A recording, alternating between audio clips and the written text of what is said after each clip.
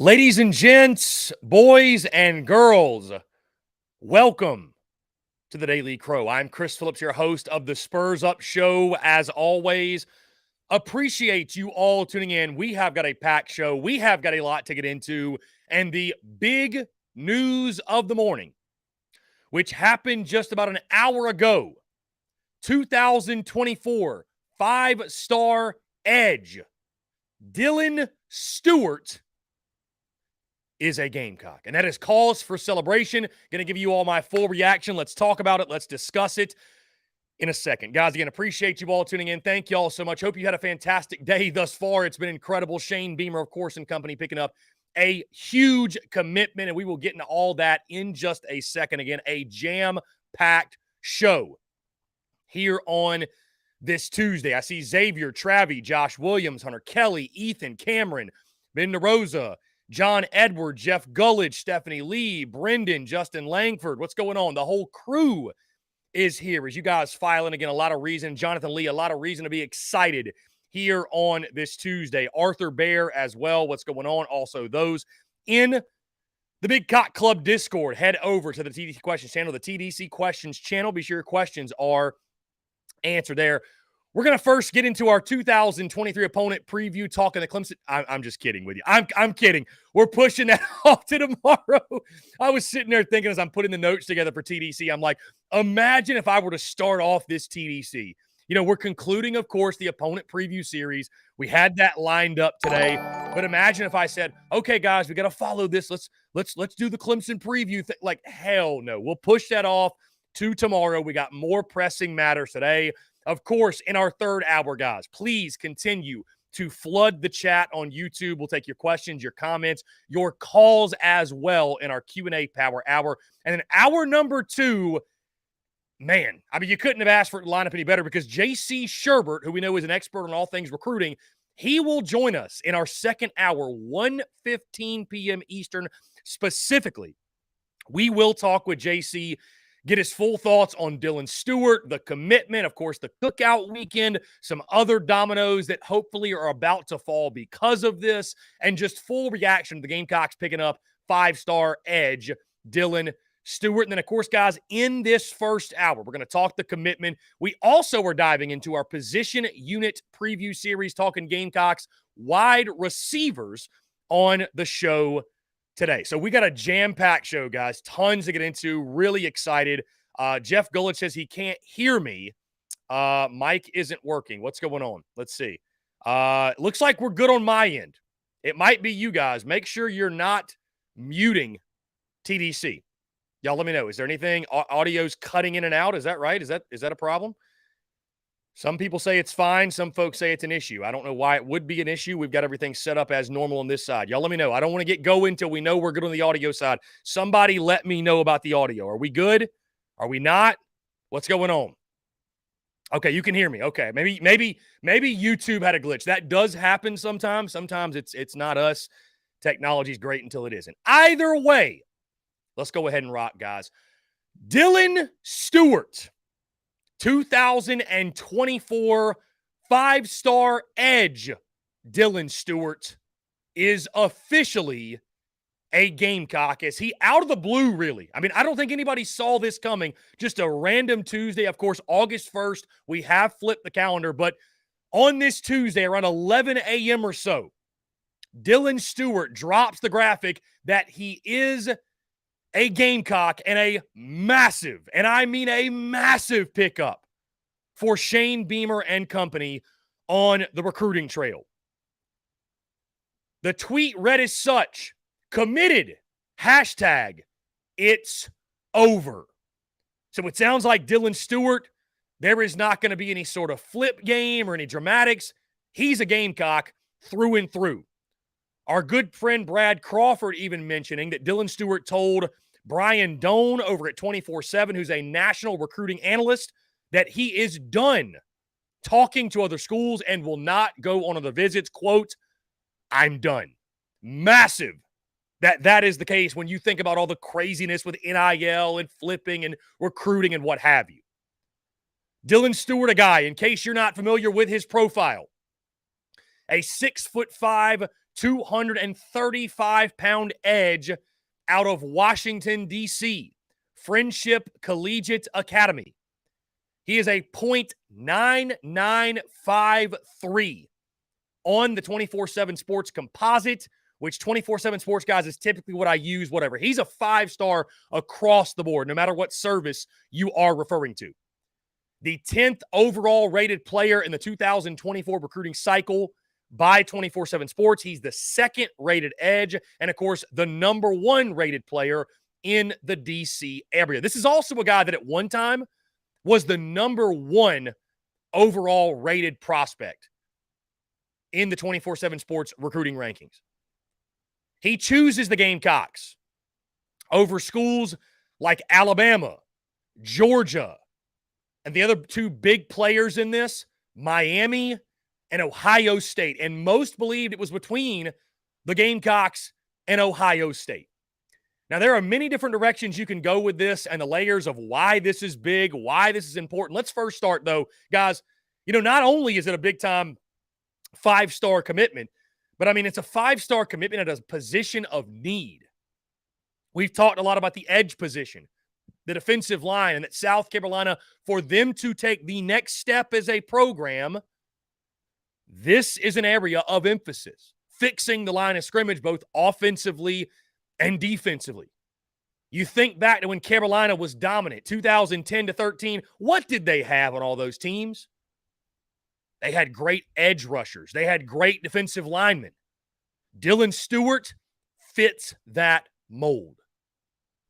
And is a guy that you figure can come in and probably play, I don't want to set unfair expectations, but be a factor almost immediately, if not just at minimum be in the rotation to begin his career. Either way, you look at the tape, you look at the size, you look at the speed. He is the complete package off of the edge. Now, when it comes to recruiting the DMV, I tell you this, and I know that Maryland wasn't a huge factor in this, of course. They certainly offered him with him being from D.C. Maryland, shot him the offer. Mike Locksley, the Maryland head coach, he stole Jayshon Barham from South Carolina around this time 2 years ago or so, right? Wasn't it around that time? Whatever it was, about 2 years ago he did that. And Shane Beamer has been making him pay ever since. Just when you look at the success that they're having, the DMV to South Carolina has become a straight pipeline. Like, if you're a big-time football player and you're in the DMV, you go to South Carolina. There's no debate. There's no discussion. You go to South Carolina. You go nowhere else. And this goes back all the way to the Marshawn Lloyd, Braden Davis days. You then look at Big Tree Bobbleade. Then you look at Nicholas Harbor. Now you have Dylan Stewart. It's not about if you get another prospect from that region. It's just when. When does the next big-time 5-star guy come through that area? Because odds are he's going to South Carolina. They have locked down that area of the country.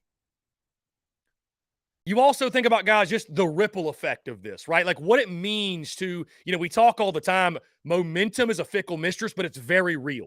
And it's real in recruiting as well. And picking up a guy like Dylan Stewart, man, you saw Jonathan Paylor reply to his tweet. You saw some other prospects that are taking notice. Great players, they want to play with other great players. And so when a guy like Nicholas Harbor, that makes waves when he signs. Then Dylan Stewart, all of a sudden people go, okay. Getting a Nicholas Harbor wasn't just some one-off 5-star, they got lucky NIL, whatever. Now it becomes a trend. And if you're landing 1 or 2 even, just 1 or 2 5-stars per cycle, guys, you're the greatest recruiter in South Carolina football history. And right now, Shane Beamer is pacing for that. There is no question. There is no debate. Our friend Brad Crawford tweets this morning. That's 6 top 200 recruits in each of the past 2 cycles for Shane Beamer, including 2 5-stars. Let me read that one more time. 6 top 200 recruits in each of the past 2 cycles for Shane Beamer, including 2 5-stars. No previous South Carolina coach has done that in program history. Shane Beamer's making history on the field. He's making history off the field. And I think it's only a matter of time, guys, before South Carolina football is really challenging the elite. And there's some other things, of course, that have got to click, fall in line. But the way you're recruiting, Jimmy's and Joe's, we talk about it all the time. Jimmy's and Joe's is what it comes down to. And they're getting those guys. And Dylan Stewart in the 2024 cycle, let me also point this out, by the way. I was someone yesterday who impatience started to set in. Admittedly, I sat there yesterday and said, man, where are the welcome homes? Not because I doubted Shane Beamer. Not because I didn't think that this could happen and Dylan Stewart would be a Gamecock. Not that I didn't believe in Beamer ball and what they're building and recruiting, but just like you, I'm a fan, and I'm sitting there saying, man, like, when are we going to get ours? When's South Carolina going to get theirs? You're seeing all these commitments happen at other schools. They're shooting up the rankings. When's it going to happen for the Gamecocks? And Shane Beamer, I don't know if he saw my tweet or what happened. He said, all right, bet. Hold my beer. I got you on this. Or maybe Dylan Stewart did the honors himself. But a massive, I mean, this was when you look at it, feels like every single recruiting cycle, especially when you're landing 1 or 2 5-stars per cycle, it feels like every cycle you have that cornerstone piece, like that guy that you need to land. I don't know necessarily that you build your recruiting class around unless he's a quarterback or what have you, but just like that exclamation point, right? Like last year's class, for example, it would have been a really good class with or without the commitment of Nicholas Harbor. But landing a guy like that, guys, that's the exclamation point on that class. Like that solidified that recruiting class as a fantastic class for South Carolina. And guys, a quick update. You look at the 24/7 Sports recruiting rankings, the team rankings now. South Carolina, who was 24th just 24 hours ago, now jumps to 16th nationally. So the Gamecocks move up 8 spots in the 24/7 Sports recruiting rankings, all due to just the commitment of Dylan Stewart. That'll give you some perspective of how big that is. But again, guys, looking specifically on the field, you had a fantastic player that addresses a position of need. We know the situation at the edge position. Hey, you're going to lose Jordan Strawn. I believe Gear's got a couple of more years, but you're going to lose Strawn. We know depth is a concern there. You're addressing that, adding a guy like a Dylan Stewart. Also, just off the field, guys, perception in college football, you all know this. Perception in college football, it's huge. I mean, it's everything, right? It's like, okay, where are the best players going? Where are the 5-star guys going? Especially in recruiting, as I've told you guys before, these 5-star guys, these top prospects, they want to go. I know NIL is important. Obviously, for a guy like Stewart, Harbor, etc., it's still massively important. But great players, as I said earlier, want to play with great players. And Shane Beamer, maybe more than anything, maybe what's more impressive than anything he's even done on the field, the way he has changed and is continuing to change the perception of South Carolina football off the field, in recruiting, making it an attractive place for these top prospects to come play their collegiate football. You just can't say enough good things about that, and you can't overstate how great of a job that is. Shane Beamer is doing things in recruiting at South Carolina that have never been done before. Certainly not by Will Muschamp, not even by Steve Spurrier. And, of course, we know Beamer had a large hand in recruiting some of the best players in school history when he was on Steve Spurrier's staff. But what they're doing right now, and I tell you this too, maybe overcoming some hurdles in recruiting because NIL is such a thing now, and there's so many obstacles. I think there's just more layers to recruiting now than there's ever been before. I mean, when you look at the job that Shane Beamer and company are doing, the way they're selling this program, I mean, you should be ecstatic about the future of South Carolina football. You should be, especially with the playoff expanding next year to 12 teams. We're looking way far ahead, but with the expansion of the playoff, South Carolina, realistically, with the way they're recruiting, the way they're building, the way they're developing, could find themselves as a, I don't know if year in, year out, but at minimum every other year, playoff contender. They are building that type of roster through recruiting. So again, guys, a massive pickup. I mean, Dylan Stewart, again, was the guy you had to have in this 2024 cycle. I mean, the measurables are there, the stars, of course.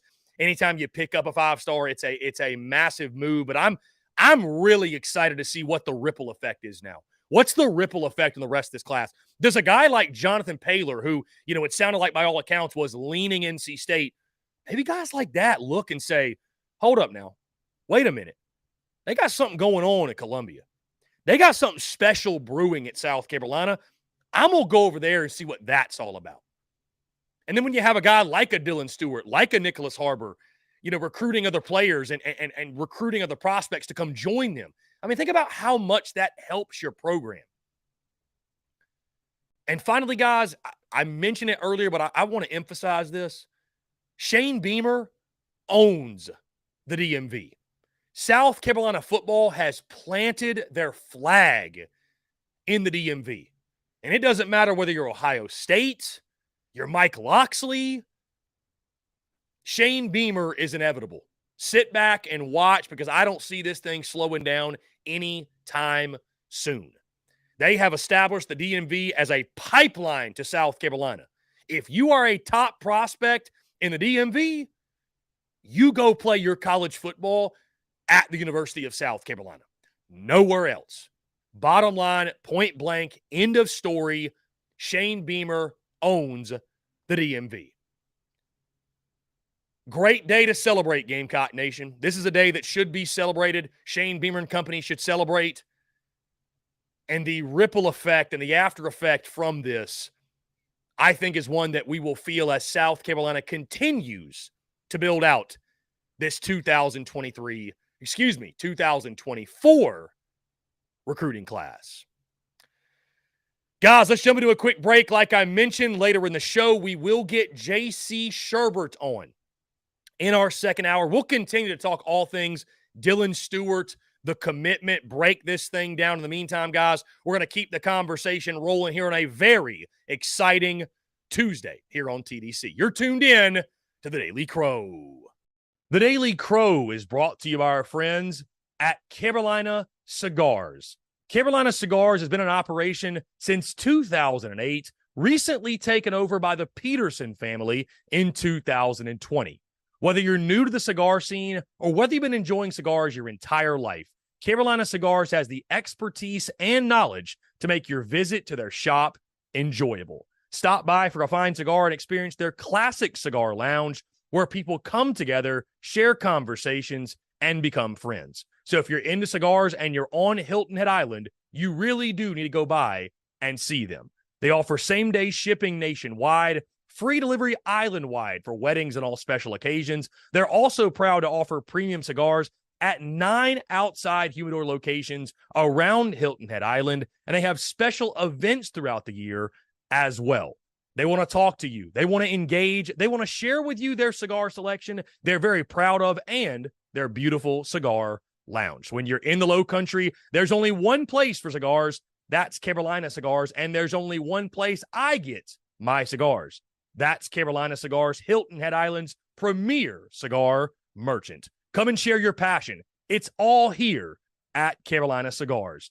Give them a follow on Instagram at Carolina_cigars, or give them a call today at 843-681-8600. That's 843-681-8600. Smoke them if you got them, and tell them that Chris from the Spurs Up Show sent ya. The Daily Crow is also sponsored by Rhine Law Firm, LLC, principally managed by James R. Rhine Jr., located at 1350 Ashley River Road, Suite 650, Charleston, South Carolina, 29407, serving the greater Charleston area.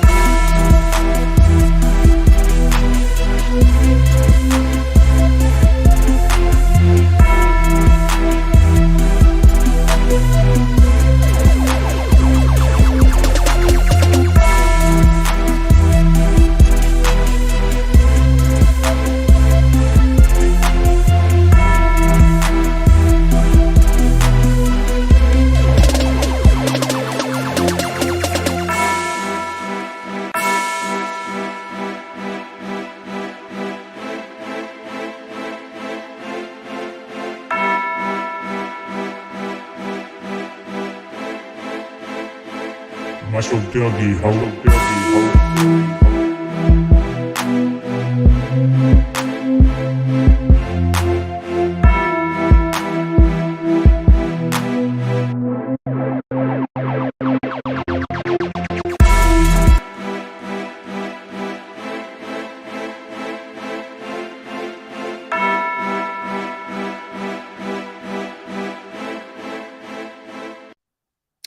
All right, guys, we're back here on this Tuesday, August the 1st, 2023. Appreciate each and every single one of you tuning in. Again, a really exciting Tuesday with the events that took place this morning. Again, we will get JC Sherbert on in our second hour to continue the conversation about Dylan Stewart, Gamecocks recruiting, the cookout weekend. But, of course, most of the attention focused on Dylan Stewart and his commitment this morning as South Carolina makes a splash in the college football recruiting landscape. Again, guys, thank y'all so much for tuning in. Appreciate y'all. I hope you're having a fantastic Tuesday. With that being said, again, the position unit preview series rolls on. We're going to talk Gamecocks wide receivers over the next 2 days as we break down South Carolina's pass catchers. And let's first meet the Gamecocks pass catchers going into this season.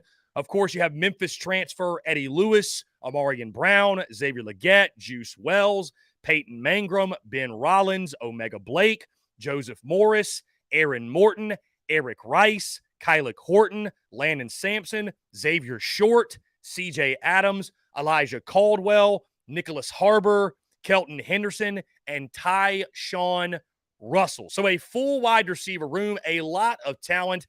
And as we dive into top storylines for the Gamecocks wide receivers entering the 2023 football season, you have to start with wide receiver one and Juice Wells, leading the way on the outside, and a guy that, Gamecock Nation was really excited when he made his commitment a little bit over a year ago, right? Coming over from the FCS ranks, James Madison was an All-American at that level and set records in his time at James Madison. But, of course, there were questions about the transition and getting used to the SEC speed, what have you. But based off of reports and things we heard in the preseason, I think most expected, at minimum, a productive season, a very productive season from Juice Wells. Well, what he did last season, guys, was really establish himself as one of the best and most lethal wide receivers in the SEC, finishing just shy of 1,000 receiving yards a season ago. Also became South Carolina's wide receiver one, really overtaking Josh Vann and anyone else in that room. And so as you come into this season, you know, Juice Wells, of course, he's very dependent on quarterback play. And while he was solid in the first 10 ball games, there's no doubt that those last three, once South Carolina offensively got it rolling, he was a primary target and a guy that shined thanks to a simplified offensive attack and one that was dedicated to getting the football to its playmakers. And it's funny because I recall talking to folks last year, J.C. Sherbert specifically in season, and he would constantly, week after week after week, clamor, get the football in the hands of Juice Wells. Get the football to Antoine Wells Jr. Let him go make plays. And you saw late in the season why so many were so eager to get him the pigskin. But now Juice Wells is a guy, again, comes in with serious expectations. And I think it's fair to say, you know, you can have your debate. LSU fans will say it's neighbors. Maybe there's some others out there that'll make an argument. But Juice Wells, for my money, is the best wide receiver in the SEC coming back. He is the best returning receiver in the SEC. And I think he's a guy at the national level that is criminally underrated. Is Juice Wells primed for that 1,000-yard season? I don't see any reason why it could not happen. I mean, there is no secret. He's going to be Spencer Rattler's primary target on the outside. And I am fascinated to see just how Dowell Loggins finds creative ways to get him the football in space and get him the football downfield. Because, again, too often we saw South Carolina in the Marcus Satterfield scheme, your top playmakers, a.k.a. Juice Wells, would vanish. And I don't think that was all their fault. I think most of the time it was schematically, it was a scheme issue to where, again, the football was not getting in the hands of your playmakers. Juice Wells is the guy who will touch it early. He will touch it often. And he is going to be a major part of South Carolina's success in the passing game. And I think this is a season for him. Hey, this is his money year. This is a big season for Juice Wells. We talked about Spencer Rattler. It's very similar to Juice, where this is a big year for them, not just from a team aspect, but a personal aspect as well. You know, Juice could have went to the NFL draft. He would have been a guy who'd have been selected. Instead said, you know what? I've got unfinished business. And I think he wants to come back. He wants to eclipse that 1,000-yard mark. He wants to prove he's one of, if not the best wide receiver in the SEC. Another big storyline for this group, guys. And I talked a little bit about him yesterday. But Xavier Legette is a guy that is fascinating in his own right. He's looking to build off of late season success that he had in 2022, really emerging in the last three games, especially that Notre Dame game, that bowl game in which he had certainly the catch of South Carolina's 2023 season, but I think arguably the catch of the college football season when you think about that snag he had in the corner of the end zone against Notre Dame.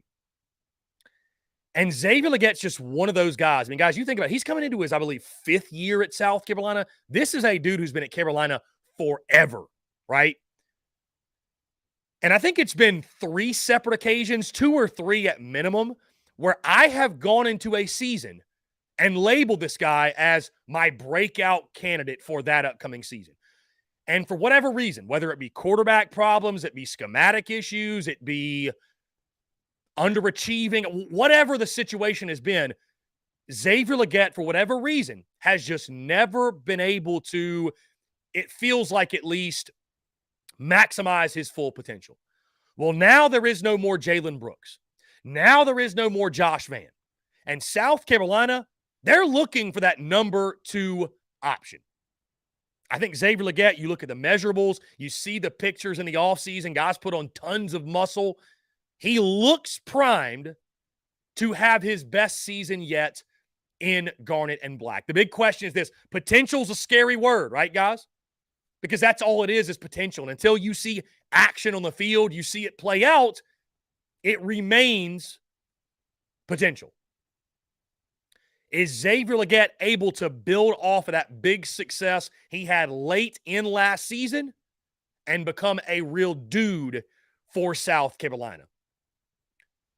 Memphis transfer Eddie Lewis is another who will fight for that number 2 spot. Was very productive for Memphis a season ago. 6 touchdown catches, I think just shy of 600 receiving yards. And again, you don't want to put a lot of stock in the spring game. I get that.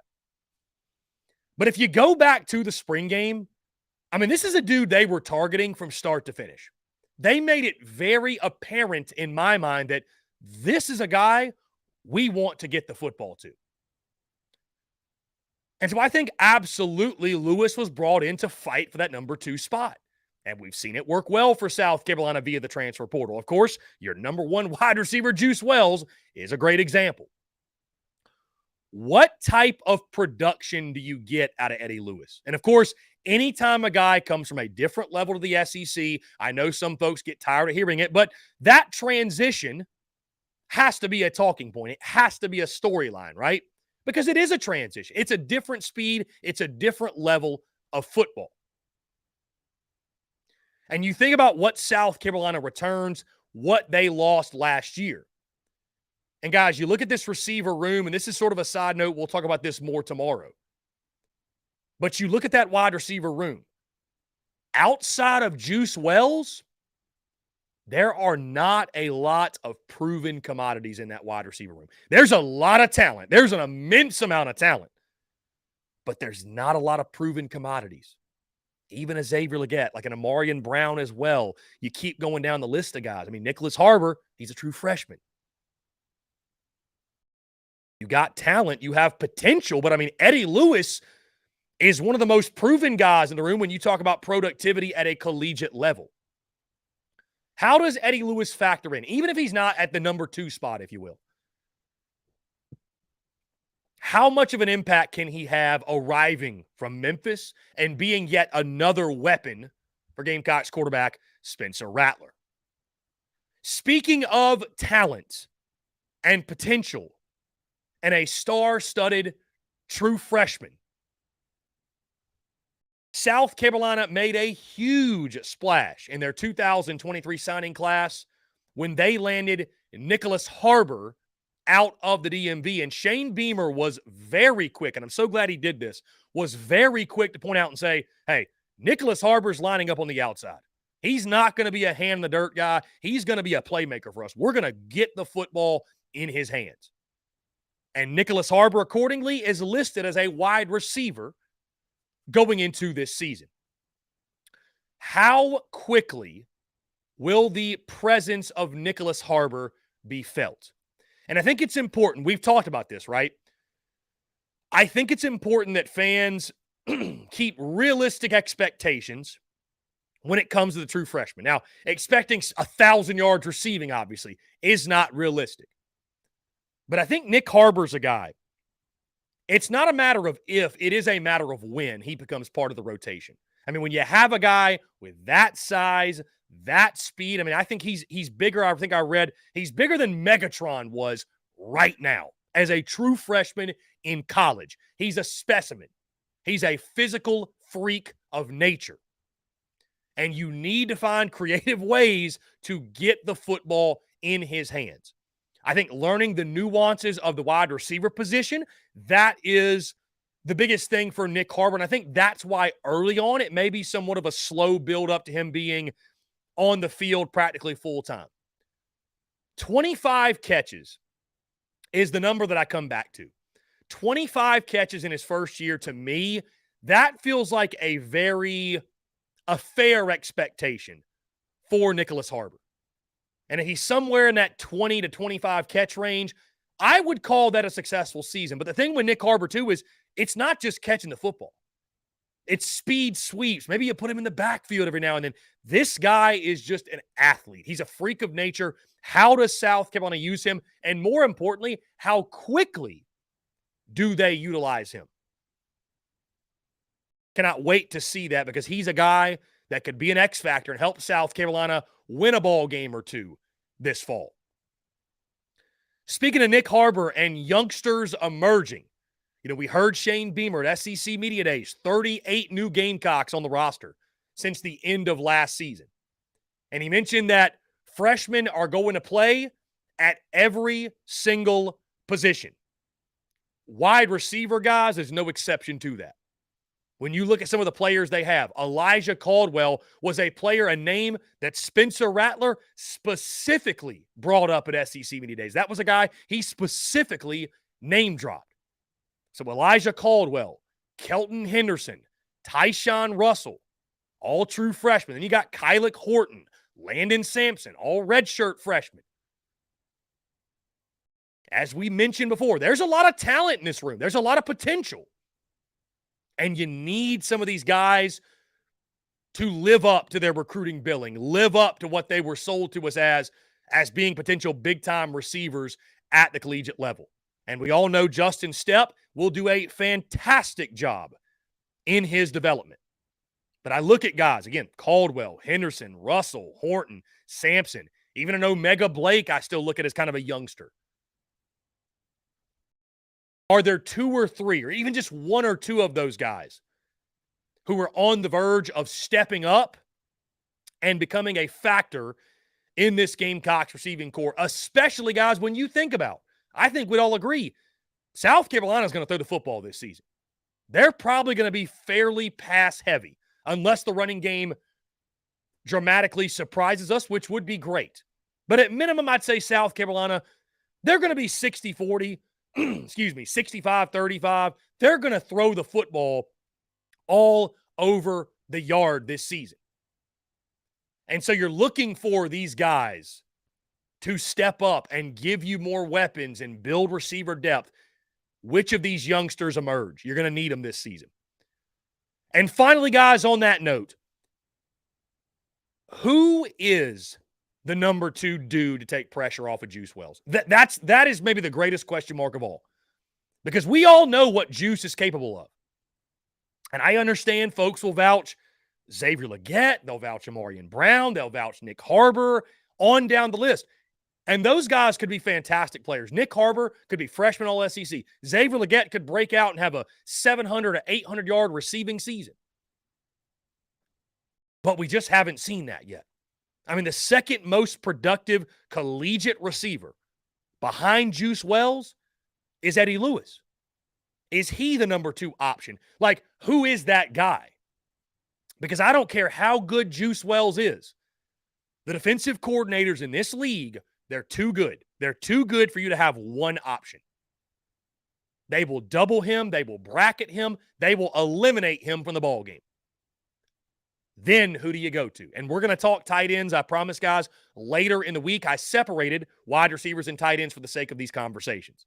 So they could certainly, obviously, they will factor into the passing game. But at the wide receiver position specifically, who is that guy? I think that number 2 guy will step up, by the way. I don't think it's a situation where nobody emerges and you just got to put it all on Juice Wells because there's too much talent in that room for nobody to emerge.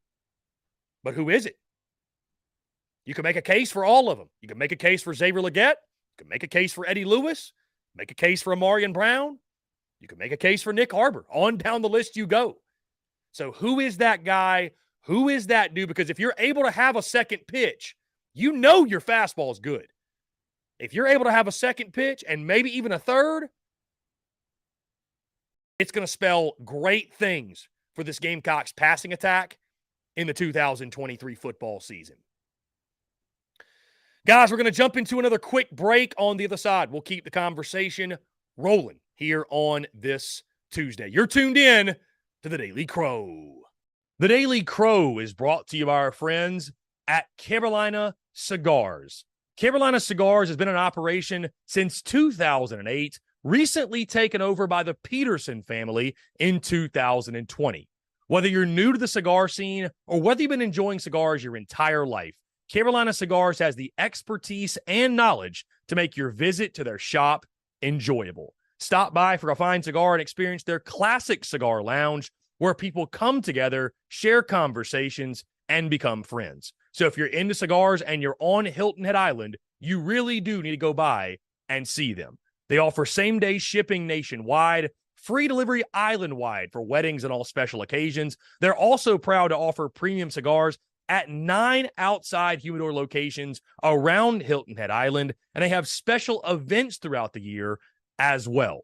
They want to talk to you. They want to engage. They want to share with you their cigar selection they're very proud of and their beautiful cigar lounge. When you're in the Low Country, there's only one place for cigars. That's Carolina Cigars, and there's only one place I get my cigars. That's Carolina Cigars, Hilton Head Island's premier cigar merchant. Come and share your passion. It's all here at Carolina Cigars.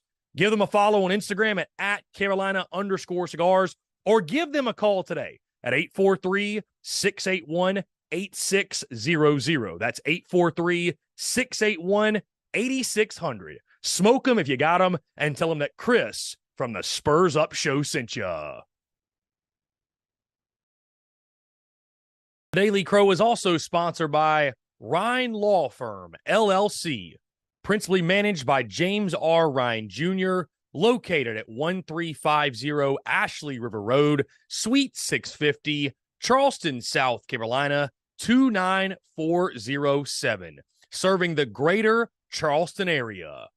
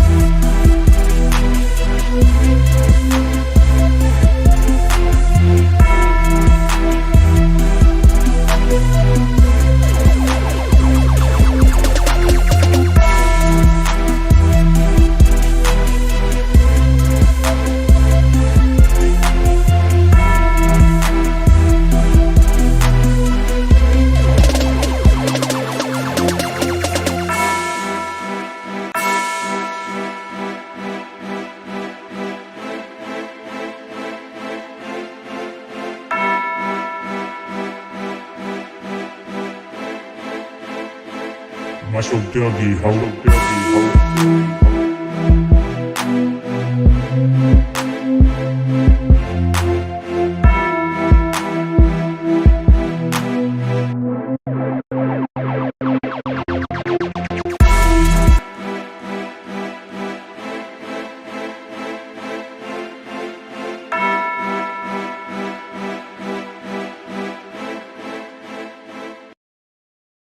All right, guys, we're back here on this Tuesday, August the 1st, 2023, as we begin the month of August. And guys, I didn't get around to it at the beginning of the show, but let me say this.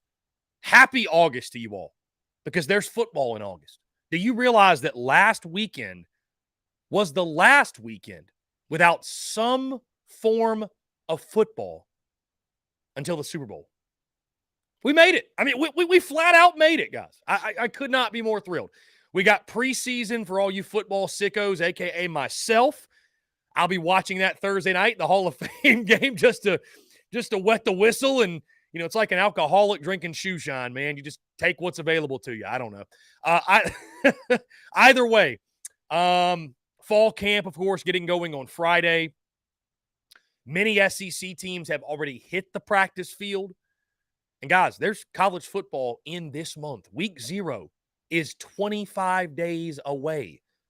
And then we have that Thursday night, August the 31st, with games like Mizzou, South Dakota State, Florida, Utah, which is the headliner of that night. Guys, on the note of college football, by the way, we're going to keep the conversation rolling, but on the note of college football, we have a college football pick'em group that is live right now on ESPN. It is free to the public. If you would like to join, the winner at end of season gets any free piece of merchandise from tsus.store that you would like. So be sure to go check it out.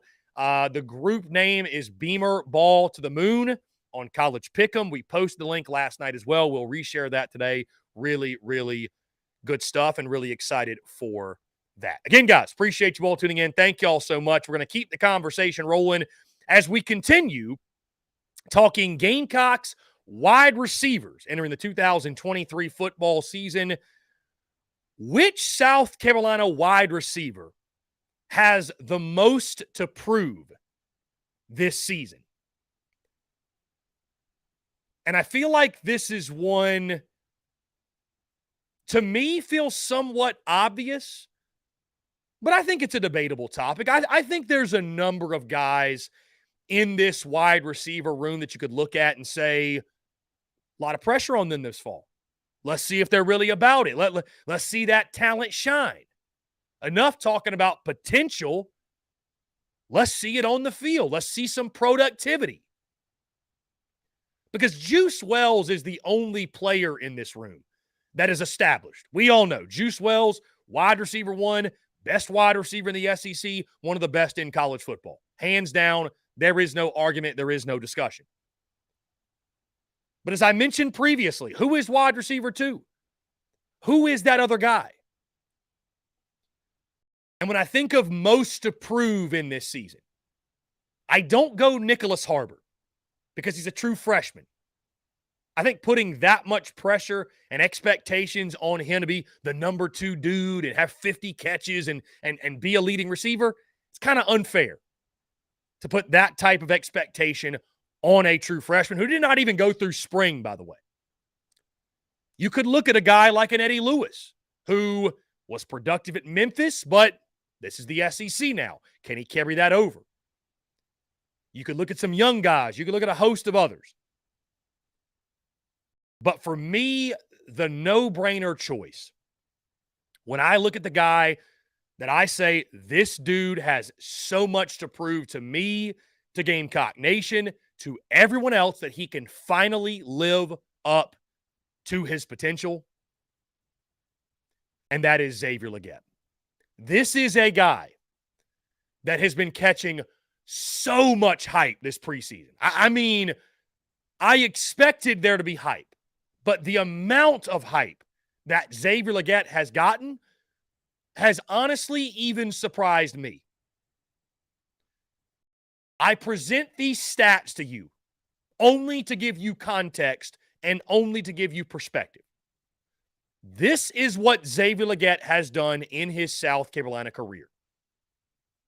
A season ago, he closed out the season in style. Hey, his impact was felt far beyond, by the way, just the receiver position. Had that huge kickoff return against Texas A&M, which really sparked South Carolina to snapping the streak against the Aggies. But last year, as a wide receiver, 18 catches, 167 yards, and 3 touchdowns. Again, I understand he finished the season very strong, but 18 catches for 167 yards and 3 touchdowns. In his career, ladies and gentlemen, 42 catches, 423 yards, and 5 touchdowns. I understand why Xavier Legette is hyped up to the degree that he is. Number one, we saw it late last season. You know he's capable of producing.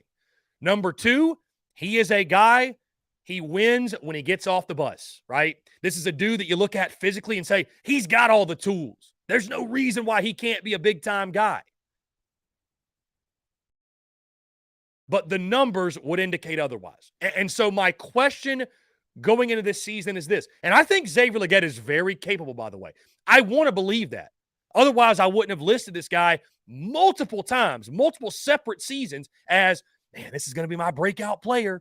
This is the dude I think is going to emerge on the scene. I wouldn't have done that multiple times if I didn't think he had talent. But my question is this. Is Xavier Legette a guy that, thanks to a new offensive scheme and an improved Spencer Rattler and having a Juice Wells at wide receiver one, is Xavier Legette now a guy that in his fifth and final year at South Carolina flourishes? Or is he just what he's always been, which is an average college wide receiver, a supporting cast piece? Not a bad football player, but he's not going to haul in 700 or 800 receiving yards. Which is he more of? We all know Juice Wells is going to lead the way. And if you want to set expectations for Xavier Legette, guys, I go this direction. Jalen Brooks last year had just over 500 yards receiving. I think when you factor in the weapons you have, you know, the Nicholas Harbors of the world, the Eddie Lewises, the Amarian Browns, the Elijah Caldwells, the list goes on and on, obviously. When you have those other guys, you know, the greatest challenge for Dabble Loggins in South Carolina, and of course, you've got the tight ends as well. Again, I don't want to forget them. We're going to get to them later in the week. But when you have these weapons, your greatest challenge if you're Dabble Loggins is distributing the football to everyone. Getting it, you know, making everyone happy, getting everybody touches. How many touches do Xavier Legette and the others actually get? Because, of course, Juice Wells will be your primary target. I think if Xavier Legette can hit that 500-yard mark or greater, it was a fantastic season for him. And again, I say that because do you realize that last year was the best year of Xavier Legette's career? 18 catches, 167 yards, and 3 touchdowns. His second best season was like 116 yards, and his other 2 years, he finished below 100 yards total receiving. So if Xavier Legette is able to hit the 500-yard mark, guys, he will literally have doubled his career total in one season. I'm not saying he's not capable of doing it. I'm not saying Xavier Legette will not have a great season. But I got to be honest with you guys. I'm in show me mode when it comes to Xavier Legette. Because this is a dude similar to how I was with Ortre Smith. That's a name blast from the past. Similar to how I was with him, though. You know, you keep looking at a guy, and it's like he's shown flashes. Like he's got the physical build. He's got the makeup. Why is it not clicking? And every year you come into the season saying, this guy's going to pop. This guy's going to pop. This is his time. And for some guys, it just never happens. Potential's just that, potential. It's not actual on-field production. The question for Xavier Legette is this. Can he take the potential? Can he take the hype? Can he take the hoopla and give South Carolina real on-field production, something he has never done in his career? Again, 42 catches, 423 yards, and 5 touchdowns in his career. 18 catches, 167 yards, 3 touchdowns a season ago. That being said, though, I think there are positive signs that point to, when you look at the way he finished last year, the great catch he made in that bowl game against Notre Dame, there are real reasons that you can point to and say, Xavier Legette can be that dude. Xavier Legette can be a big-time collegiate receiver. But until it's proven on the field, It's all potential. And for those reasons, he is my most approved at the wide receiver position this upcoming season. Guys, that being said, we'll jump into another break on the other side. We'll take a couple of questions, comments, what have you.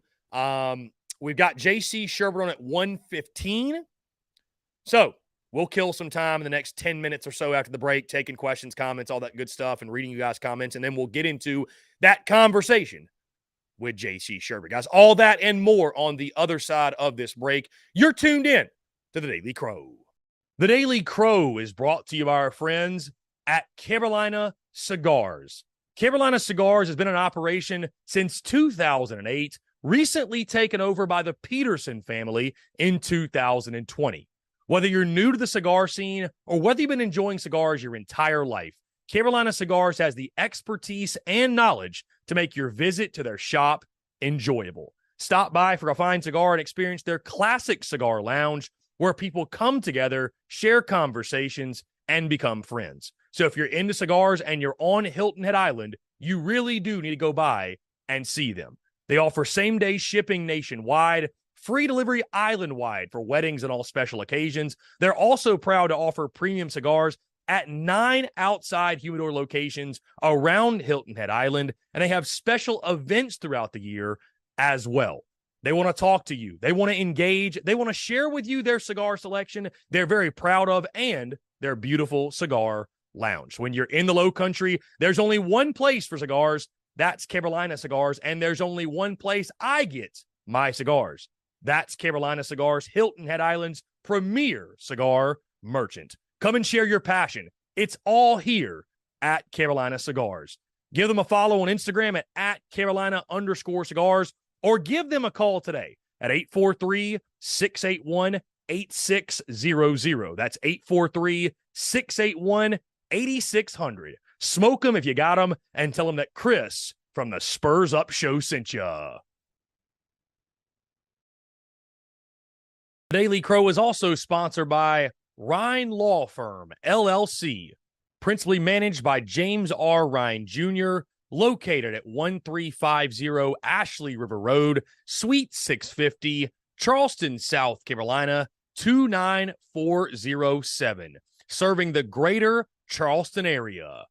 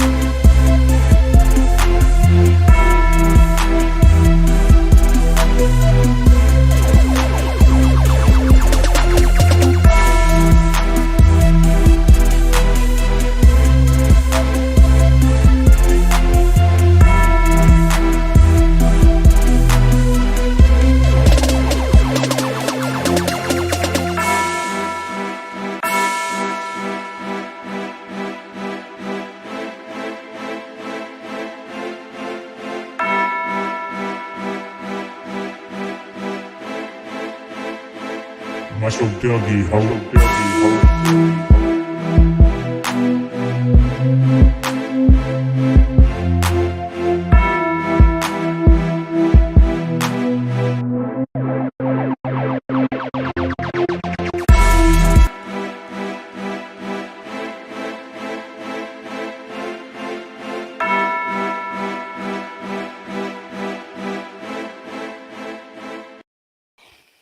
All right, guys, we're back here on this Tuesday, August the 1st, 2023. Appreciate each and every single one of you tuning in. We got our good friend J.C. Sherbert upcoming at 1:15 to talk all things Gamecocks recruiting. Of course, the commitment of Dylan Stewart. A very, very busy day today. CCM talking about Xavier Legette. He's got to be our biggest receiver. No, he is not. And it's actually not even close. Dude, Nicholas Harbor's 6'5". So, which great question, though, by you. Let's look at this really quick at the roster. I didn't realize Xavier Legette's only 6 foot. I thought he was taller than that. That kind of surprised me. Let's see. So I've got the media guide pulled up here. We'll go down the list of all the heights of these receivers. Let's see. Okay. 6 foot 5'9", 6 foot 6'1", which Juice Wells is 6'1". 6 foot 5'9", 6'2", 6 foot 5'8", 6'1". Kyla Horton, a redshirt freshman, 6'4". 6 foot 6'2", 6'2", 6'1". I actually skipped over Xavier Legette. He's 6 foot 227 in the official program. Again, the biggest wide receiver for South Carolina, 6'5", 241. Nicholas Harbor. But Legette is not 6'3", guys. Unless this media guide is wrong, he is 6 foot 227. And I doubt the media guide is wrong.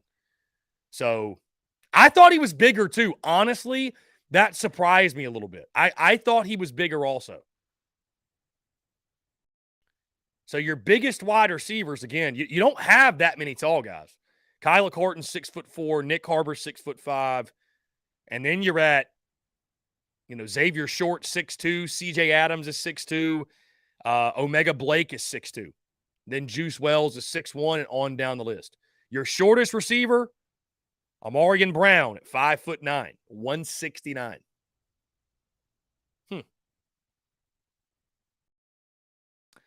Will Korb, most place him at 6'3". ESPN does. He's taller than Juice. Then if that's true, then the media guide is completely botched. Will Korb. Then the media guide is completely botched because he's listed at 6 foot.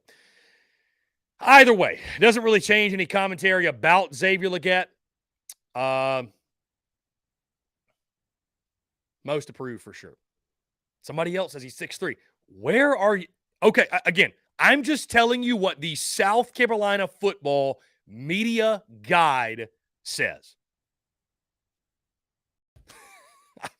I don't shoot the messenger.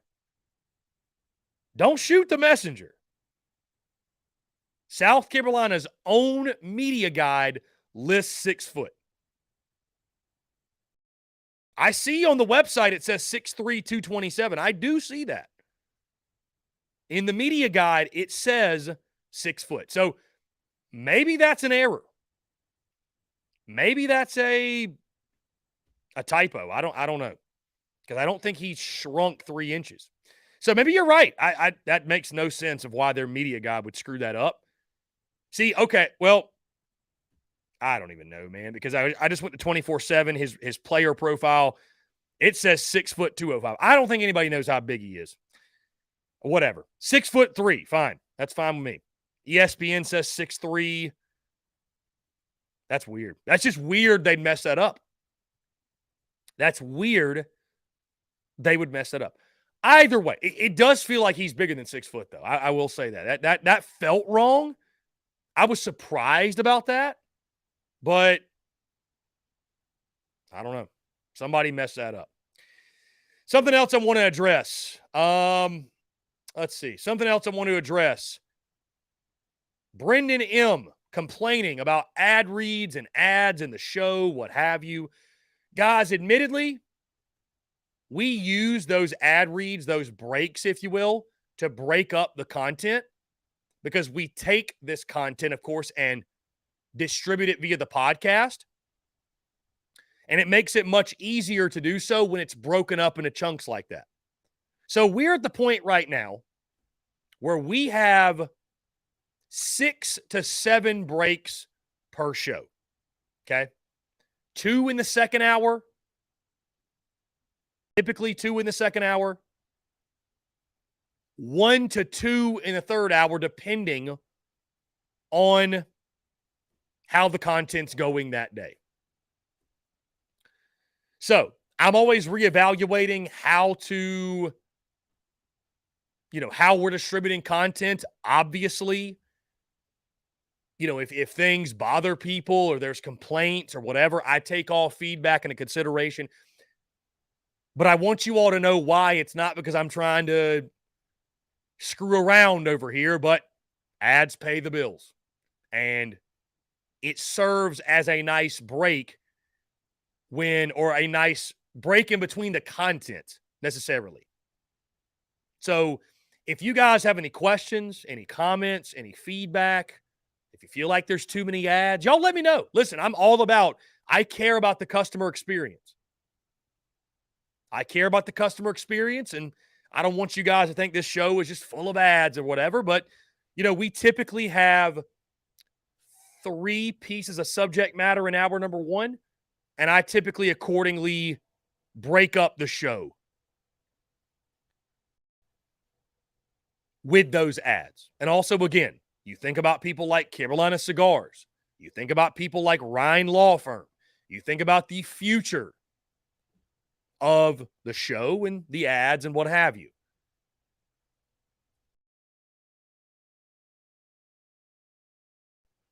Ads pay the bills. So we're not going to stop running ads anytime soon. Either way, Chase Floyd, so does my BCC. I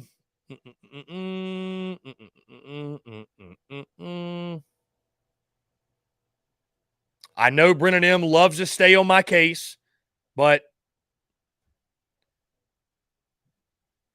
you let me run the show and run the business, and you keep the chatter coming, my guy. Either way, taking your questions, comments. We'll get into calls in our third hour, guys. Again, JC Sherbert upcoming in the next 4 or 5 minutes. Again, huge news this morning with Dylan Stewart choosing South Carolina.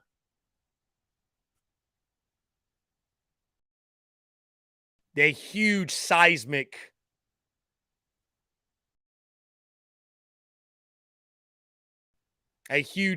shift in recruiting. Just huge. Again, thank y'all so much, those who were tuning in. We got a great audience today, man. Truly. Got a great audience today. DGD, appreciate you tuning in, my friend. Had a great time chatting with you last night. Let's see. Okay, we're going with 6'3" then. We'll go with 6'3" for Xavier Legette. Whatever. Whether he's 6 foot, 6'3", 6'7", just catch the football and score touchdowns. That's it. Anyways, let's go back here. On tomorrow's show, guys, we'll talk wide receiver room, the grades, everything else.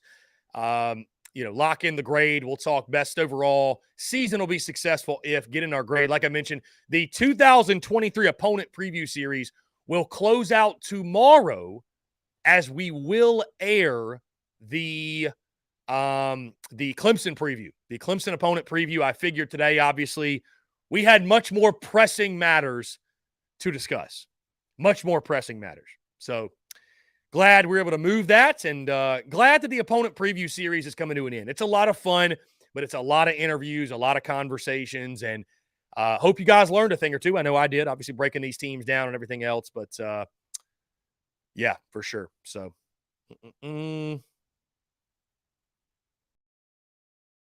yeah, I should have taken a break after that rant. 4-minute rant, 5-minute break.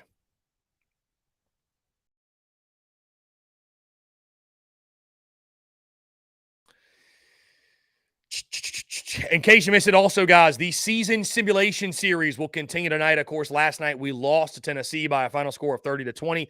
Huge game tonight against the Florida Gators. A massive ball game. I mean, a massive, massive ball game.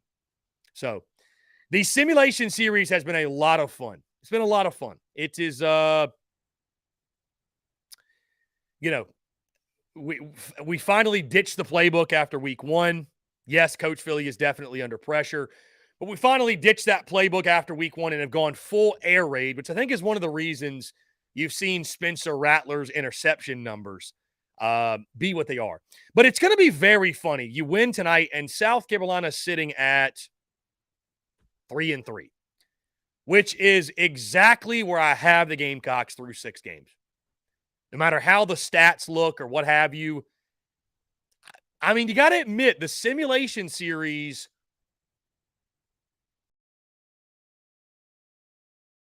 the records end up being pretty damn close. They do. I don't know what it is. They end up being pretty close. So, Jeff Gullidge dropped the air raid, go spread. Jeff, when you go spread, it's way too much running the football. It is boring offense. It is. I mean, listen, Jeff, the only chance that our offense in that game has is to go air raid. That's it. We have to go air raid. We have to push the ball down the field. Anyways, guys, we have a huge crowd today, so let me say, be sure you hit that subscribe button, hit that bell icon so you get notifications when we drop new video content, when we go live, etc. Also, you want to support the business, support the content, support the channel, support everything we do. You can through Super Chat, Super Stickers on YouTube specifically. And, of course, be sure you go subscribe to the podcast on iTunes, Spotify, Stitcher, Google Podcasts, wherever you get your podcasts. We drop the podcast daily. And, guys, on that note, let me say this. Just before JC Sherbert comes on, let me say thank you all so much. I know I say it over and over, but I have a big announcement, something I'm very excited about, because we also are doing things that have never been done before. We are setting records in regards to TSUS, the show as a whole.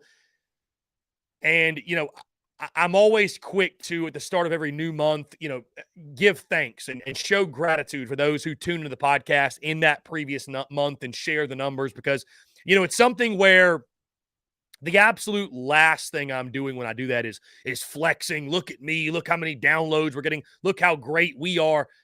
I share it because I am so grateful for it. And it's such a cool thing to think about that I remember the first 100 downloads we got, and thinking how cool that was and how neat it was when we hit 1,000 downloads on a show, and just being amazed by that.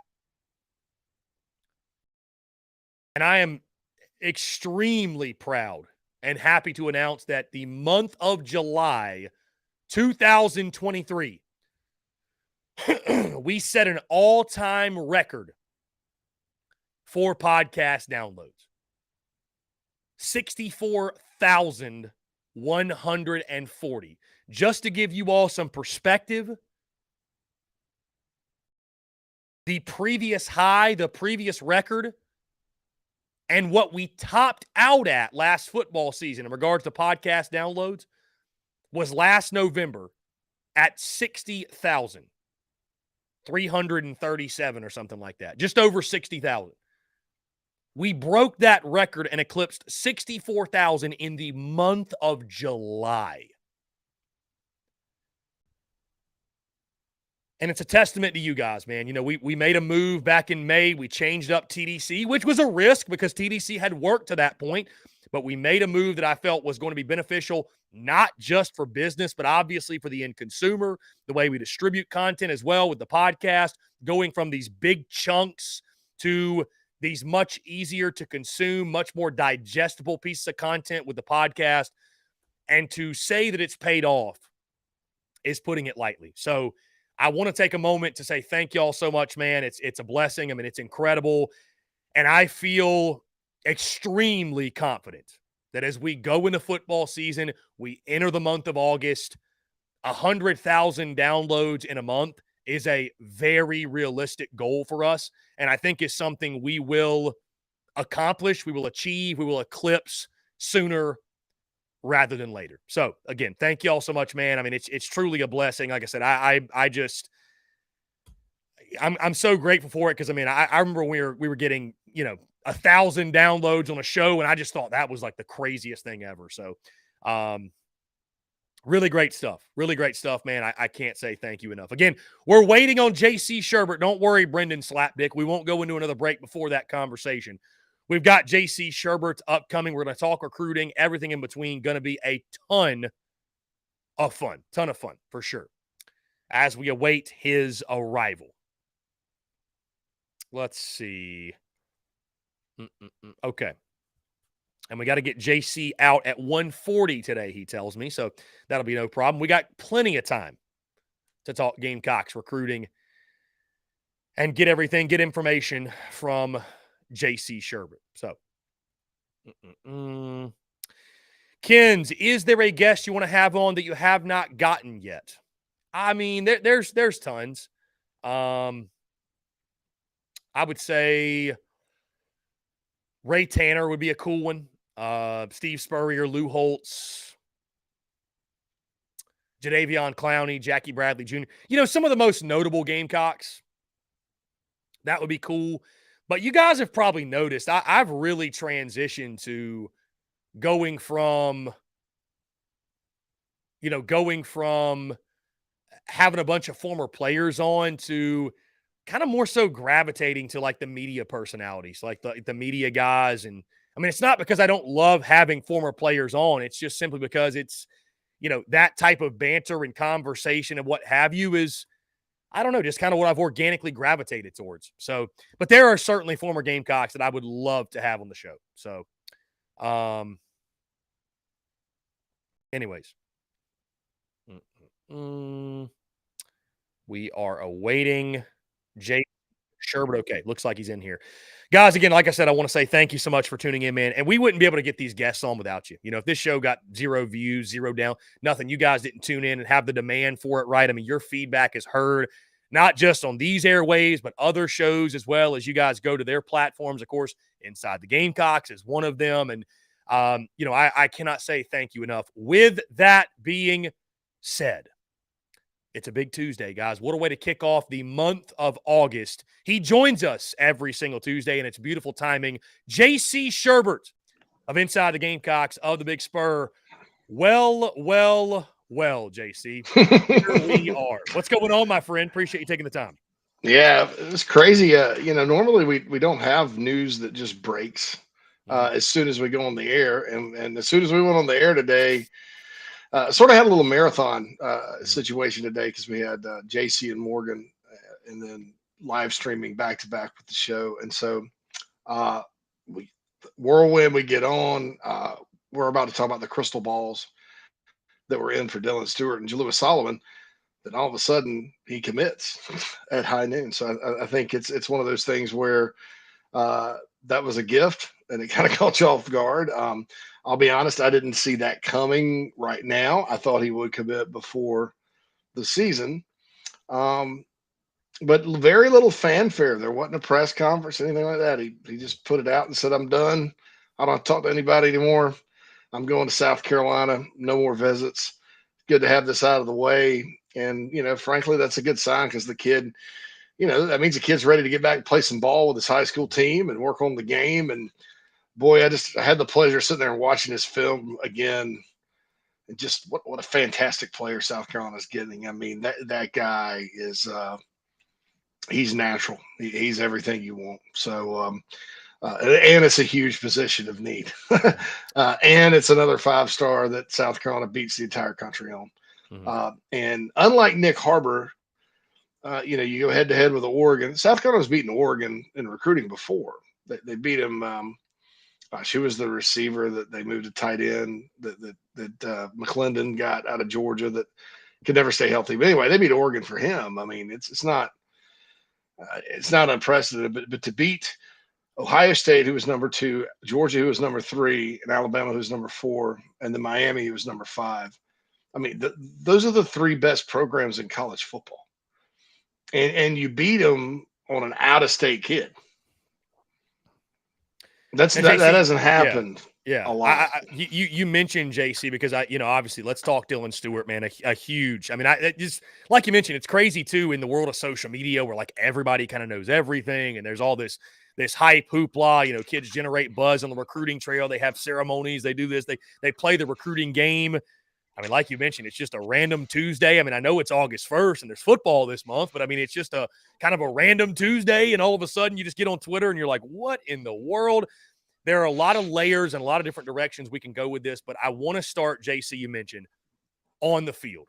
Talk about the player that South Carolina is getting. And you mentioned this a couple of weeks ago. South Carolina's class was not going to be a success if they did not address the positions of need.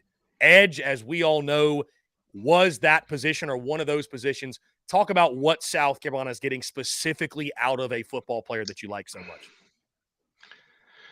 He's a guy that's not, every defensive lineman that goes into a major school has to develop, right, Chris? I mean, I think even Clowney, the late great Brad Lawing told you Clowney had some things to learn. He had to coach him, but just a polished player. There's not a lot of sloppiness in his game.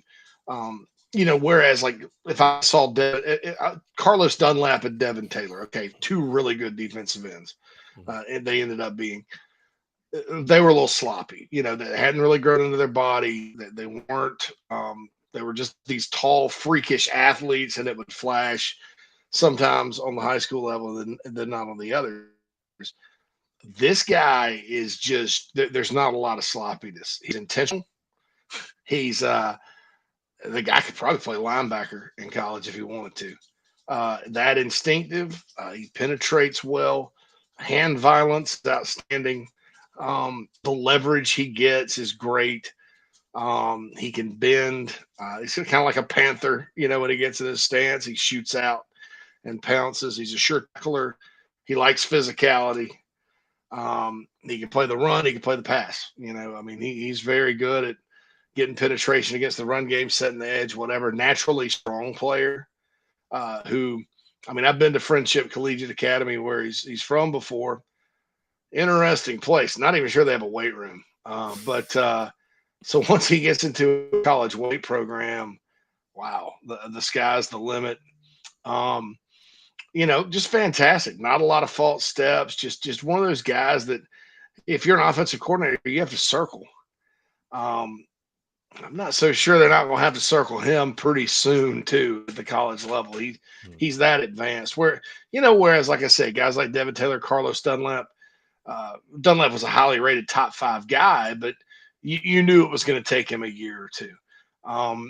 This guy is more similar to being like a thinner, like a more of a, I guess, longer, lengthier version of Robert Quinn, who came out of that same. I saw Fort Dorchester play with Dunlap and Quinn. Quinn was the better player, but Dunlap was probably the better athlete. This guy's got the complete package, and like I said, even Debbie and Clowney have some things to learn. And whereas, this guy's not like your ultra freak, like Devion, he's going to make play after play after play after play.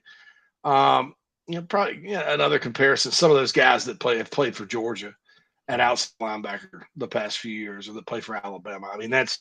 That's why all those schools wanted him. He's that type of guy that's just going to make play after play for your defense. And I can't say enough good about the recruiting battle they won. I felt good about it even during the doom and gloom of the last few weeks. Chris, remember I said on the show, I was like, well, now Dylan Stewart is pretty much status quo. I don't know if anybody believed me, but it turns out it was. The third highest rated recruit of all time, just a fraction of a point behind Jordan Birch, with Clowney being one, tied with Marcus Lattimore. And this guy, and then you throw him from DC on top of Nick Harbor last year. South Carolina's really going to start being a factor with just about every top kid up there, and going to be a tremendous resource for Beamer and Company as kind of a secondary pipeline to the state of South Carolina moving forward. JC, can you pinpoint what's made them so successful up there? Because this goes back to like Marshawn Lloyd, Braden Davis. Then you talk Big Tree, Bobolade, Nicholas Harbor. Now it's Dylan Stewart. To your point, JC, and I'm sure will there be some guys that come through over the coming years that maybe they don't choose South Carolina? I mean, maybe so, but to me, JC, it feels like now, if you're a big time football player, you go to South Carolina. I mean, I just, if you're in the DMV, you go to South Carolina. And when you start building that reputation, especially, let's say, Nicholas Harbor pops and Dylan Stewart, and these guys have successful careers and, they maximize their potentials. They're maximizing NIL potentials, like their own winning football teams. Like, it's so funny. Like, JC, if you'd have told me when Shane Beaver was hired, hey, by the way, Spencer Rattler's going to dominate the DMV. I mean, I'd have been like, that's really random, but I mean, I hope so. Like, what's made it click up there? Well, there's a couple of things. I want to talk about CJ Spiller for a minute because even though CJ did not end up transferring from Clemson, there was a time he almost did. And I think Marshawn Lloyd in a lot of ways, and if there was something good he accomplished besides helping the Gamecocks win a few games in the middle of last year, it was that he's a popular kid. He's from Delaware, played at DeMatha. That got some people by surprise. So that happened. So you got Marshawn sitting here. Well, then the pandemic happens, and a new staff comes in. Well, Pete Limbo is on the staff, and I remember I wrote an article about recruiting north-south because I've always kind of believed they should. And Pete believed in that. So he kind of laid some groundwork up in that area. Taylor Edwards, the director of player personnel, came from the University of Maryland under Mike Loxley. So he knows that area really well. Then you start throwing in, you had the Jay Sean Barham. I mean, they're almost sitting on 3 studs in a row. Had it not been for Jay Sean Barham, and that one stings because Jay Sean's turned out to be a pretty good player, right? For the Terps. But man, you sit there and you throw that into the mix, and then you bring in Sterling Lucas, who was with the Ravens for 5 years, lived in Baltimore, and is familiar with the area and has connection. And you got all those people working. Well, Big Tree Babalade, Desmond Umeozulu last year, Zabari Sandy was the first one, and he's a DC kid. So kind of laid the groundwork just like CJ Spiller did for Clemson to get all those Florida kids, because once you have a surprise decision like that go your way with a top elite prospect, it almost kind of gives the other ones, number one, it causes them to look. It's like, well, what's my buddy seeing this place? Number two, it almost gives them permission to say, well, these guys turn down Blue Bloods and Ohio State and all that, and they're fine. So why can't I? I believe in this place. It's special. Nick went here. Why can't I? And I've seen that happen with colleges that raise their recruiting level time and time again. It's a build. It's a slow build. And so now you look at it, you got Big Tree, Desmond, Zabari, and Nick for the last class. And here you got Braden Lee and and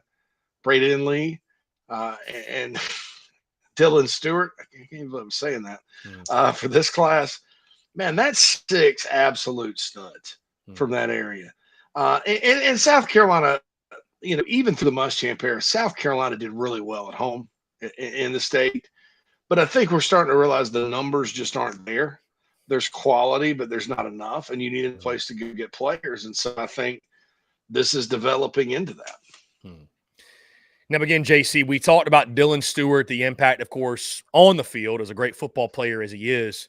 Off the field, you know as well as I do, JC, perception's reality in college football, right? And the ripple effect from this. We had a very similar conversation after Nicholas Harbor chose the Gamecocks.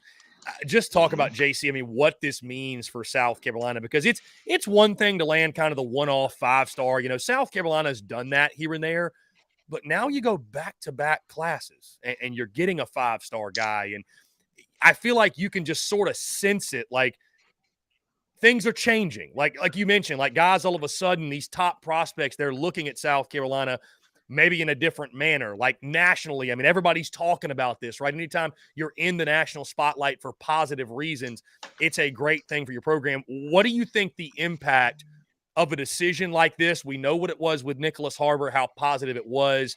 I mean, I'd imagine this continues kind of that snowball effect and the positive momentum on the recruiting side. How big would you say the commitment of Dylan Stewart is for South Carolina. Again, not just on the field, but off the field as well.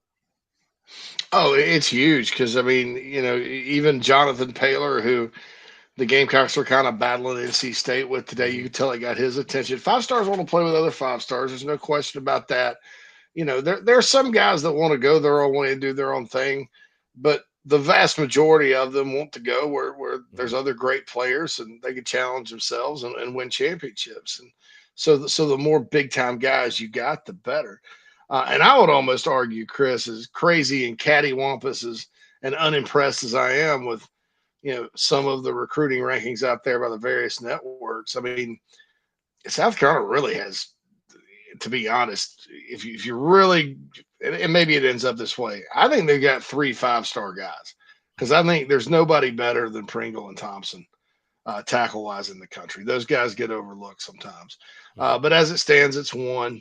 And people, these other guys like Pringle, like Thompson, whoever, they're all in like national all-star games and stuff. So those kids want to play with the other ones. I mean, South Carolina in 07, one of the best things that happened to them was they had a bunch of players on a national all-star game. And so, they kind of recruited each other and a lot of camaraderie and all that. So, yeah, there's no question about it. I think what this does is it lays the groundwork for, next season. Tariq Hayer is a corner, high 4-star guy from St. John's in Washington. We'll see if the Gamecocks get involved there. There's always D linemen in Maryland and DC. I think that they're going to continue to go in and land their share from that area. And like I said, you got 6 over the course of 2 cycles. That's a good chunk. That's a good chunk considering you're getting high level, guys. You're getting guys that would be top 10 in your own state. And that's good because your own state doesn't have that many guys. So I think it's just tremendous. And, everything from the need to the player himself and his ability to where it was at. That was the only thing that would have been better is if it had happened on signing day, like Nick Harbor and the whole country's talking about it. But I think the whole country's probably talking about it today, especially in Columbus, Ohio, and Athens, Georgia, and Coral Gables, Florida. Yeah, I got to imagine there's a couple of folks on some Buckeyes message boards that are they're less than thrilled about today's events, but who really gives a damn anyway? One of them blamed NIL. I'm like, whoa, guys. Interesting. Yeah, we those talk guys. Yeah, they have been they've been something else on social media about it for sure. Yeah. So, JC, we talk about the ripple effect again, positive momentum. What does it mean for this 2024 recruiting class? I mean, you saw a guy like Jonathan Paylor. He gave the eyeball emoji in reply to it. You talk about a guy like Jonte Gilbert who decommitted from Ohio State over the weekend during the cookout weekend. You talk about a guy like a King Joseph Edwards.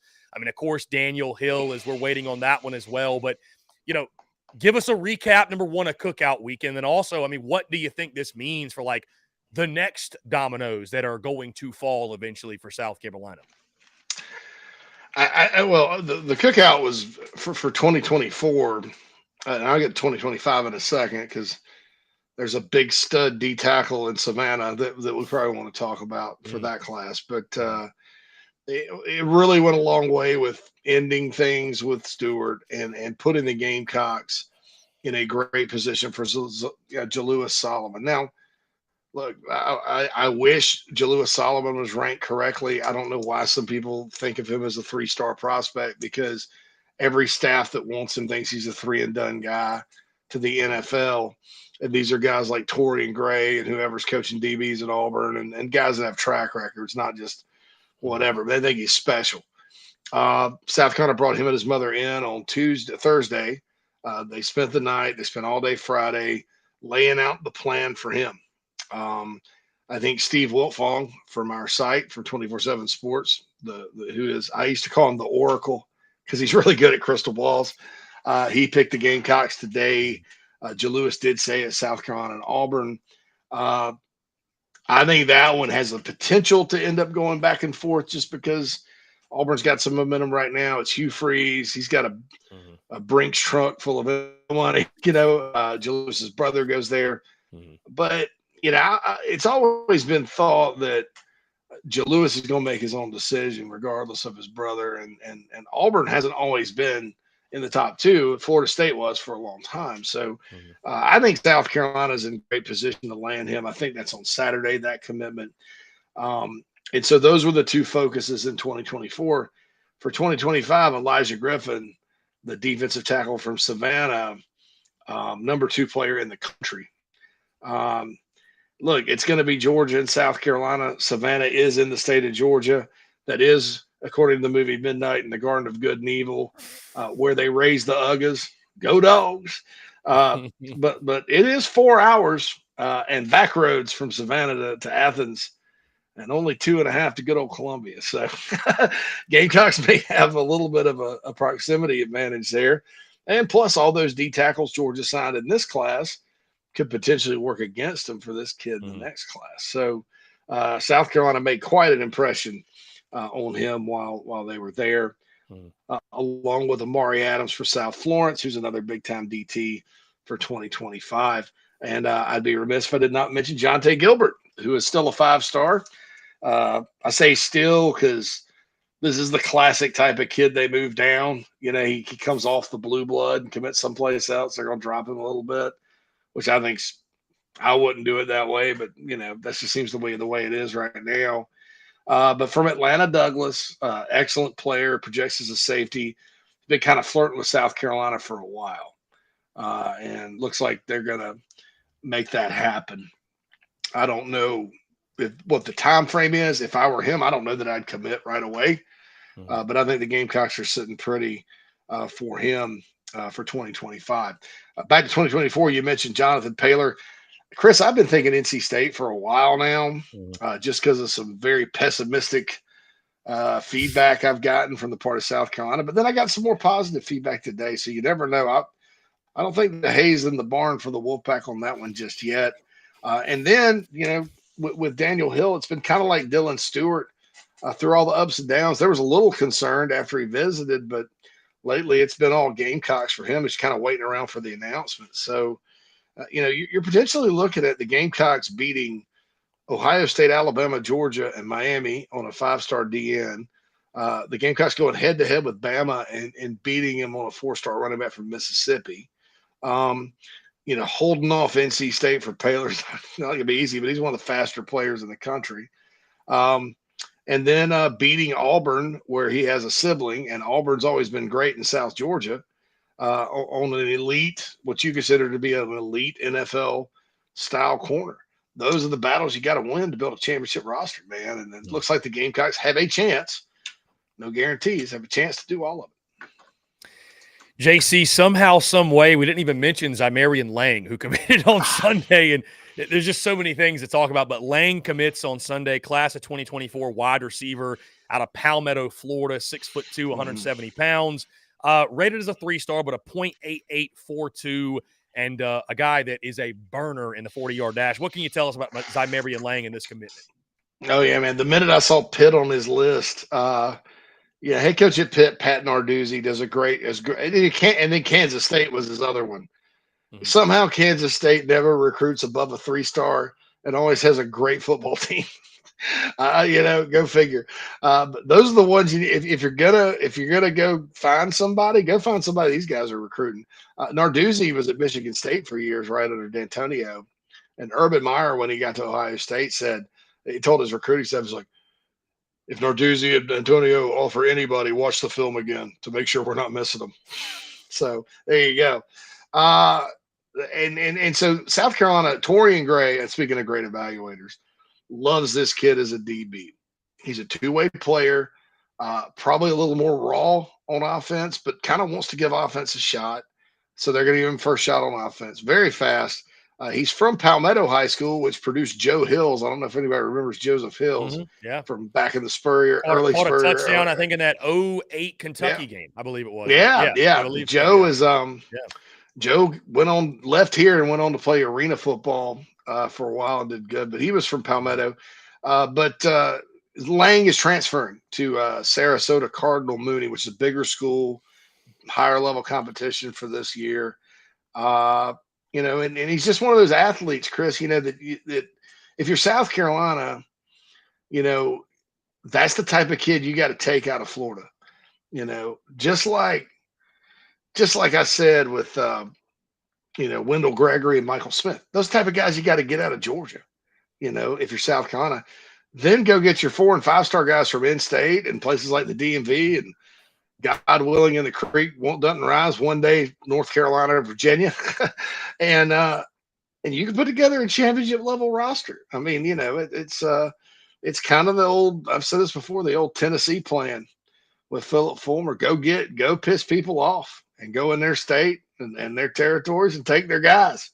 I don't think Beamer is going to mind being villainized for something like that. JC, I know you got to get out of here, man. Appreciate you taking the time. Oh, One gosh. last thing. Our friend Sure. Brad Crawford tweeted this morning.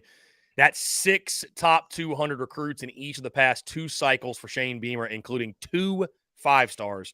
No previous South Carolina coach has done that in program history. When you hear something like that, I mean, what comes to mind? Just the job that Shane Beamer has done to this point in recruiting and how things are setting up for the future in Columbia. Well, one of the more popular words in society these days, and I hear it a lot because I'm involved with NIL collectives and things like that, is the word sustainable. That tells me it's sustainable. Steve Spurrier really recruited quite well here. Lou Holtz did as well. Were they consistent, stringing great classes back to back to back? No. I'll be honest. They weren't. They were fortunate because the 06 class had a lot of like Captain Munnerlyn there. It was kind of the underrated all-star team, and they got that in the NFL and all that. But you had the 07 class, then 08 wasn't all that good. You had 09, and then 2010 was okay, but outside of Marcus, wasn't all that great. 11 was good with Clowney. You pop back up. Beamer, because he's going to be here a while, because there's no chance he's going to say 2 or 3 more years, right? I think he's got a chance to string it together back to back to back to back to back, continue to dominate the state, continue to go get players out of the DMV, continue to upgrade your quality every cycle. And that's the only goal I had for recruiting this year. It's not finishing the top 10 or whatever. That's nice. But it's add more blue chip high school talent to your roster. Get more blue chippers in this class than you did in 2023. And 2023 was better than 2022 as far as that goes. And keep building and stack it. And that's how you build a roster. And all of a sudden, one day you look up and you're 2 and 3 deep at every position, and there's no drop off. Mm-hmm. That's how you compete in the SEC. So I think they just got to continue doing it and hope it remains consistent. And for Beamer, that tells me Beamer's got a chance to have it, do it the right way, and thus make it stand the test of time, and make it a lot more sustainable as far as winning year in and year out. Exciting times in Columbia, South Carolina. JC Sherbert of Inside the Gamecocks, the Big Spur, joins us every single Tuesday. JC, appreciate you taking the time, my friend, and I urge everyone, head over to the Big Spur. I know you guys have tons of content, tons of coverage with the Dylan Stewart stuff happening this morning. So appreciate you taking the time, JC. Absolutely. Always a pleasure, my friend. And congratulations, thanks, by the way. Congrats to you and you guys on the new app that you just released. It's the Chief Sports Network, right? You want to Chief Sports Network app. Yeah, you can get JC and Morgan and us, but we're going to be adding programming from around the state of South Carolina, high school scores, things like that. So it's free. So go download it, the Chief Sports app, and certainly looking forward with you making, I guess, your Chief Sports app debut, Chris, on Thursday. That'll be awesome. Can't wait. That's going to be a blast, man. JC, I appreciate you, man. We will talk to you soon. Thank you so much. Thanks. Thank you so much. Amen. Take care. Great stuff from JC Sherbert of Inside the Gamecocks, as always. Guys, we are going to jump into a quick break. Sorry, Brendan M. But then we'll take your questions, your comments, your calls, and more in our Q&A Power Hour on the other side. You're tuned in to The Daily Crow. The Daily Crow is brought to you by our friends at Carolina Cigars. Carolina Cigars has been in operation since 2008, recently taken over by the Peterson family in 2020.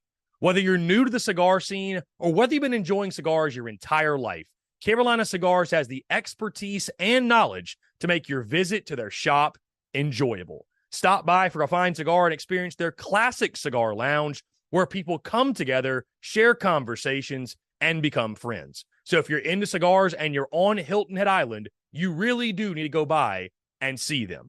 They offer same-day shipping nationwide, free delivery island-wide for weddings and all special occasions. They're also proud to offer premium cigars at 9 outside humidor locations around Hilton Head Island, and they have special events throughout the year as well. They want to talk to you. They want to engage. They want to share with you their cigar selection they're very proud of and their beautiful cigar lounge. When you're in the Low Country, there's only one place for cigars. That's Carolina Cigars, and there's only one place I get my cigars. That's Carolina Cigars, Hilton Head Island's premier cigar merchant. Come and share your passion. It's all here at Carolina Cigars. Give them a follow on Instagram at Carolina_cigars, or give them a call today at 843-681-8600. That's 843-681-8600. Smoke them if you got them, and tell them that Chris from the Spurs Up Show sent you.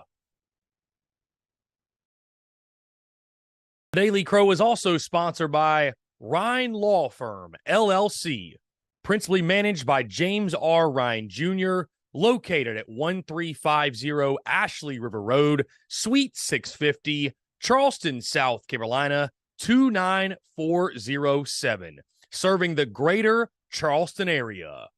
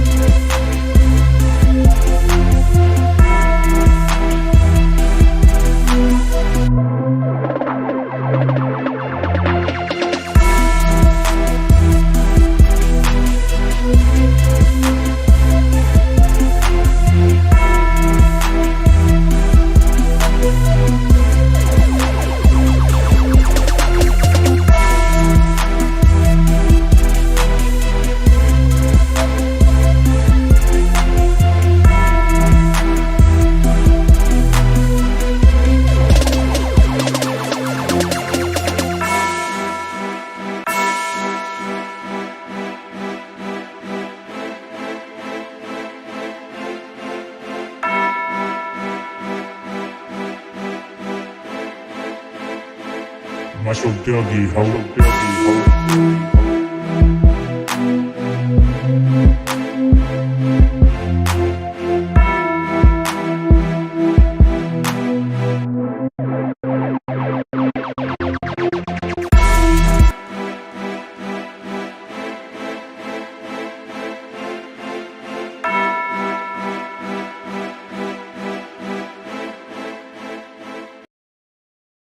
All right, guys, we're back here on this Tuesday, August the 1st, 2023. Appreciate each and every single one of you tuning in. With that being said, our Q&A Power Hour is officially underway. I want to hear from you, 843-790-3377. You can text that number as well. Your full thoughts, reactions to everything that we've discussed today and more. Of course, Dylan Stewart committing to South Carolina, the big news of the day. Let me say this, by the way. The crowd has been fantastic today. I feel as if we've had a lot of new people jump on the show. We are live, in case you didn't know. We are live at this time every single day, noon to 3, Monday through Friday. We have daily guests in our second hour. We have our Q&A power hour in our third hour. And, of course, hour number 1, we discuss an array of topics every single day. So make sure you tune in on a daily basis. It's going to be a lot of fun during the college football season, and certainly this month as well, as we continue to count down the days to kickoff. Let me also, by the way, say this, the last thing I'll say on it today.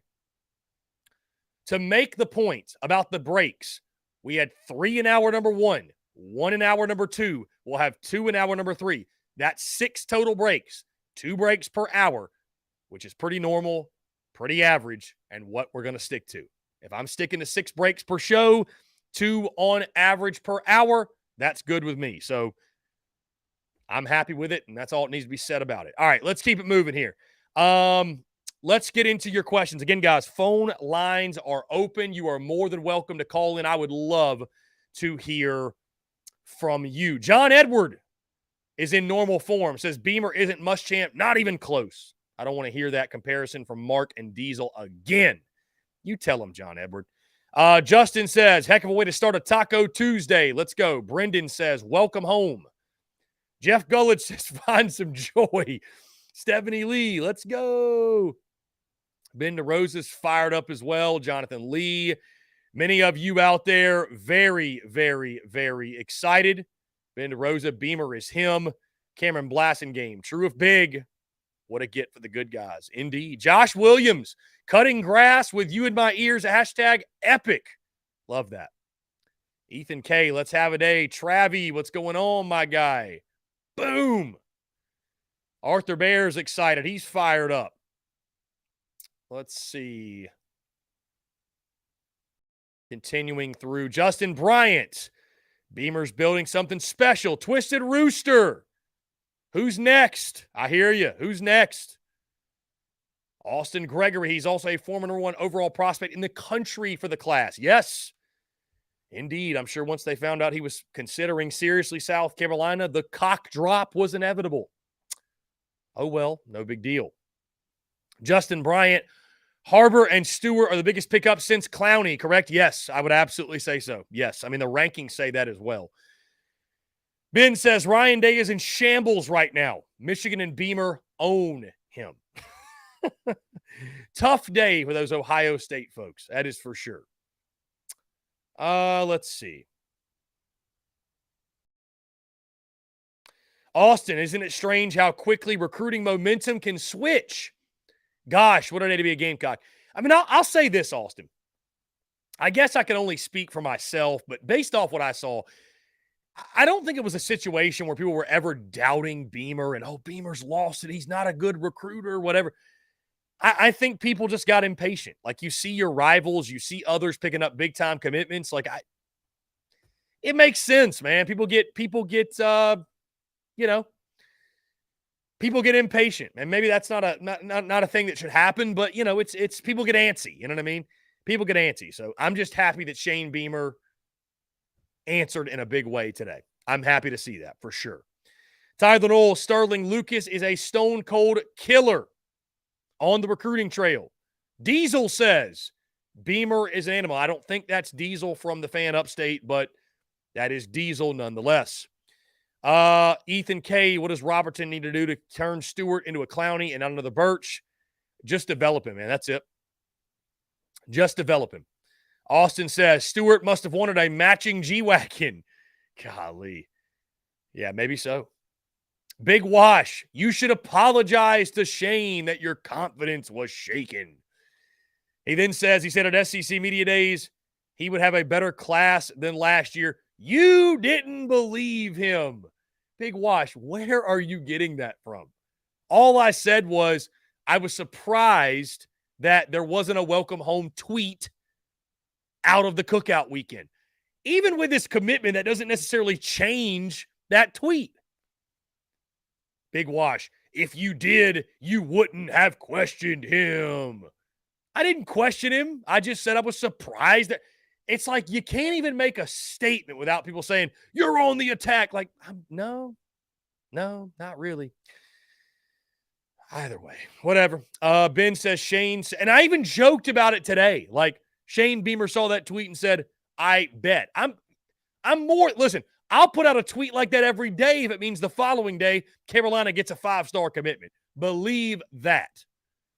Ben says, Shane said, find some joy. Indeed.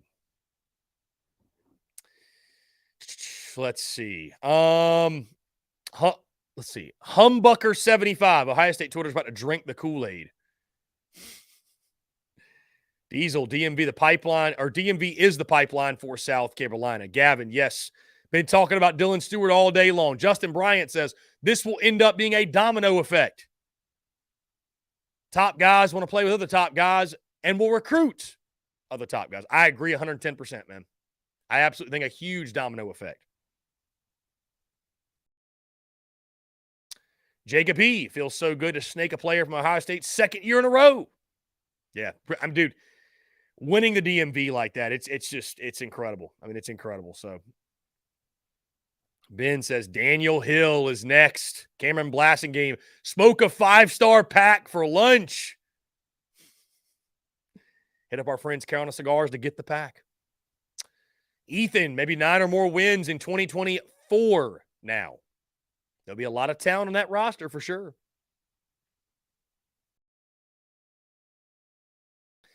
Bruin Nation, piss poor play calling and execution last night in the simulation. Happens again, and it's Sellers time. I hear you. I hear you. SEC football tube. First time in a long time. What is up, my man? He says, we're back. Looking forward to meeting you at the tailgates this Willie B this season. SEC football tube. I hate to be the bearer of bad news, but we will not be at the tailgates this season because I will be in studio covering the games, creating content, and hosting our post-game call-in show immediately following every single game. So SEC football tube, I hate to disappoint you, my friend, but that is the plan for this football season. Rick Foreman, good afternoon, everyone. How's the Sky is Falling crowd doing right now? Oh, my goodness. Gamecock fans, there's nothing Gamecock fans love more than dunking on other Gamecock fans. Truly, there's nothing that certain Gamecock fans love more than that. Let's see. Brandon, Chris, what about Paler and Jalewis Solomon? Again, you just heard from J.C. Sherbert. Solomon, good standing. Paler, who knows? Who knows? Breaking, what's going on, man? Appreciate you tuning in. Guys, again, phone lines are open, 843-790-3377. You can call that number, text that number, whatever you like. We'd love to hear from you. Brian Dean, I look for Trey Knox to be a beast. Yes, we'll talk tight ends later in the week. Very excited to get to them. Ethan says Josh Vann is one of the most underrated offensive players we've had in the last 10 years.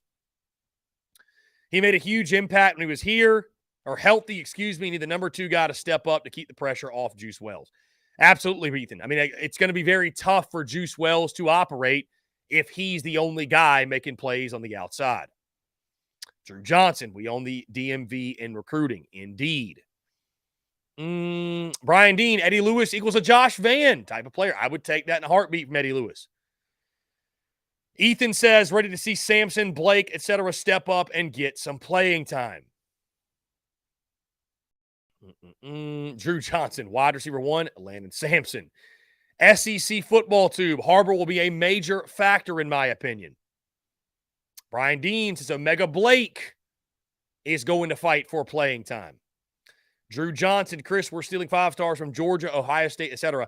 Yeah, Drew, when you're beating out schools like Georgia, Ohio State, Alabama, some of the top schools in college football, I think recruiting is going fairly well. Put it that way. We have a text here, guys. Why did Beamer not tweet after the 3-star wide receiver committed over the weekend? I have no idea. Did he tweet welcome home previously before, I have no clue. I genuinely have no clue. Brian Dean, who is Spencer Rattler's backup going to be? Luke Doty or Lenora Sellers? Brian, we talked about this a couple of days ago, actually last week. I think going into the season, Luke Doty is QB2. Does that mean that Lenora Sellers doesn't play more than Luke Doty? I don't think so. I think you'll see Lenora Sellers more than Luke Doty, but I do think Luke Doty will still be listed as QB2 on the depth chart that comes out. Brian Dean, I think Leggett will be number 2. He very well could be. Very well could be. Humbucker, Ohio State forums are going ballistic about the Stewart commit and Jonte Gilbert decommit.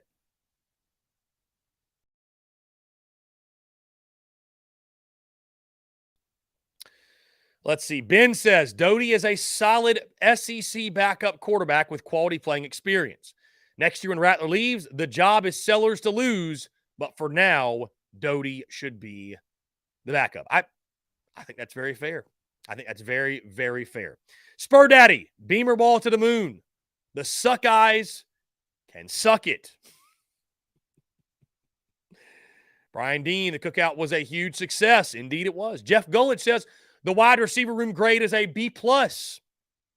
Is it a B+? You'll have to wait till tomorrow. I'll give you my grade. CCM, we're still undefeated against the Buckeyes, for sure.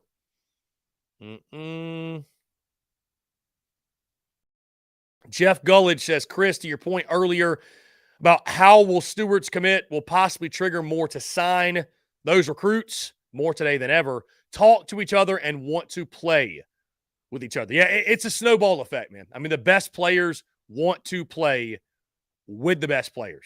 No question. Austin Griesman, can you imagine a situation where 3 4-star quarterbacks are on the field at the same time? Rattler quarterback, Joyner running back, Doty or Sellers in there as well for athleticism weapons. Yeah, I mean, it feels good to have talented football players on your football team. That's for sure. Chase Floyd, hey, chat, join the Big Cock Club today. Definitely do so, guys. Patreon.com/Big Cock Club or click the link in bio on social media. Click that Big Cock Club link in our link tree. You too can have Brendan M. troll you on a day in, day out basis. Let's see. Some important dates upcoming. 4-star wide receiver Jonathan Paylor this Friday, August the 4th. Jalewis Solomon will be Saturday, and then Daniel Hill, August the 23rd. Very important dates to keep in mind. Let's see. Brian Dean, speaking on Xavier Leggett. How many times last season was he targeted? Speaking on Xavier Leggett. You had Jalen Brooks, Josh Vann, Juice Wells all playing well. I hear what you're saying. Brian, listen, I hear what you're saying, my friend. I get it. I presented to you the stats. You do what you want with the rest, but a lot of potential. I think it could happen. We need to see it there. Let's jump to the phone lines here. Call from Derek. Derek, what's going on, man? How are you? Man, I'm good, brother. It's a great day to be a Carolina Gamecock. I'll tell you the truth. It is, man. It is. What's going on? Man, hopefully you're having a great day too as well. But, I was just thinking, when I look at Steve Spurrier, and Steve Spurrier was there for like 10 years. And we all knew that Steve Spurrier, he was there, but he really wasn't a Gamecock through and through. Mm-hmm. But, man, when I look at Shane Beamer, I really and truly believe that he's a Gamecock through and through. Because he loves the university. He was, I guess, his children were born there and all of this types of stuff.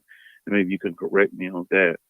But I'm pulling for this brother so much, man, because a lot of times, bro, when you're looking at other conferences and stuff like that, they try to, excuse my French, they try to shit on South Carolina like we don't play no real big boy football.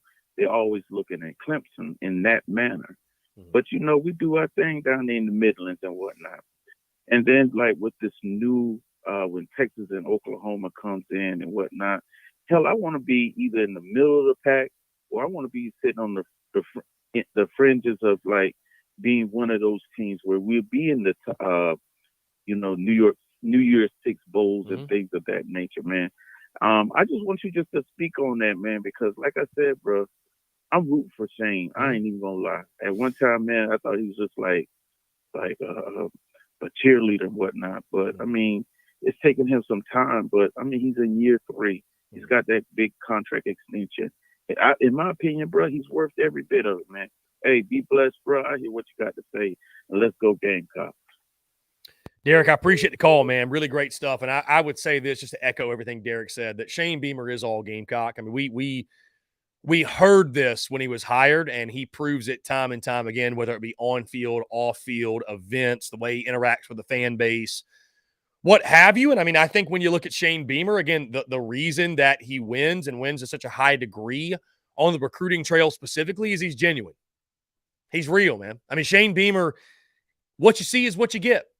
And they don't just preach love and above all else, love your brother. And they don't just preach that to make people feel good or get people to come to the school or buy. Like, it's a real thing. And, you know, I tell you what, I think it goes to show how shady recruiting can be when, you know, just being a real person and being genuine is something that sets you apart. But it's for real. I mean, when you got coaches doing certain things and people telling players certain things and telling their families certain things and then turning around and doing something else, it's wild how just being a genuine human being can separate you from the pack.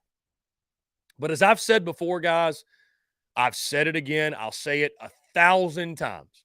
And I really believe this is one of the things that makes Shane Beamer so successful on the recruiting trail. Similar to when he was at South Carolina, I should say, in Columbia the first go-around. And when they were selling, when he was a part of Steve Spurrier's staff, back when he was with Coach Spurrier, and they were selling, you can come here and do things that have never been done before. That why not us mentality. There's no reason why South Carolina, we can't win big here. We can't win championships and compete for championships on a consistent basis. That's what they sold those guys back then. Hey, come be a part of something special. Be a legend forever and do things here that have never been done. Shane Beamer has carried that over into his tenure as head coach. And I believe that when he speaks on South Carolina, especially in recruiting,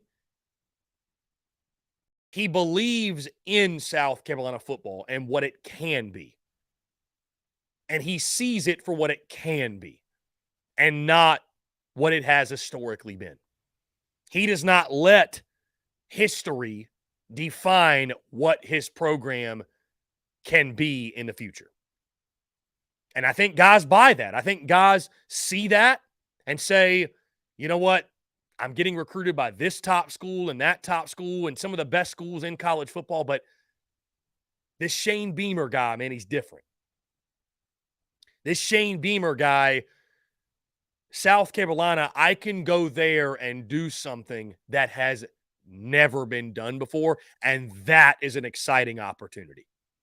And I think there's nobody better at selling that, at preaching that, and he believes it himself, that to be true. There's nobody better at it than Shane Beamer, and you are seeing the positive results of that on the recruiting trail.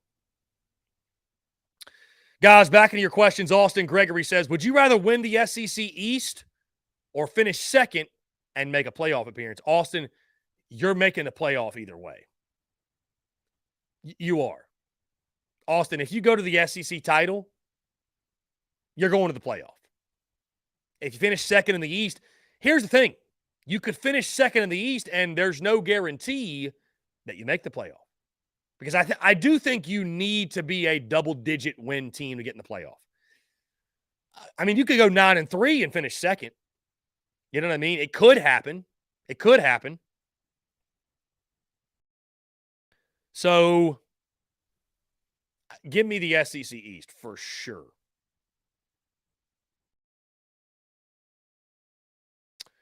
Let's see. Corey Bridges, unpopular opinion. AB will lead receivers in yards this season. Rowdy Rooster, Chris, to answer your question, you posted earlier, the player that needs a standout year to me is Xavier Legette, for sure. We've been waiting, and I think this is the year. No doubt. No doubt.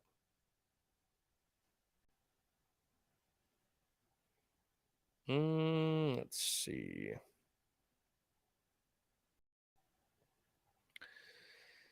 Gamecock Fanatic says, if you had to split between North Carolina and Mizzou, which one would you want to win? You know, that's a tough one because winning against UNC would just it would get the season off to such a great start. But I got to be honest, Gamecock Fanatic, South Carolina's got to beat Mizzou, man. That's got to stop, man. That's got to stop. That has to stop. That has to stop. Bruin Nation, you really are live. John Rice, you're only allowed one break per hour. Thanks. Austin Gregory, Chris Clark puts in a crystal ball for the Gamecocks to land. Jonte Gilbert. It is crazy, Austin, how momentum can flip like that in recruiting. It is crazy. Let's see.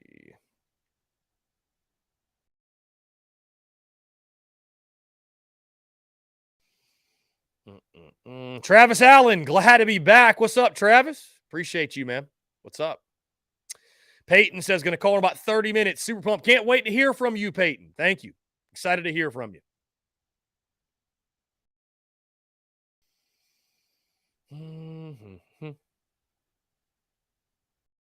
Twisted Rooster, I think Eddie Lewis have a big year.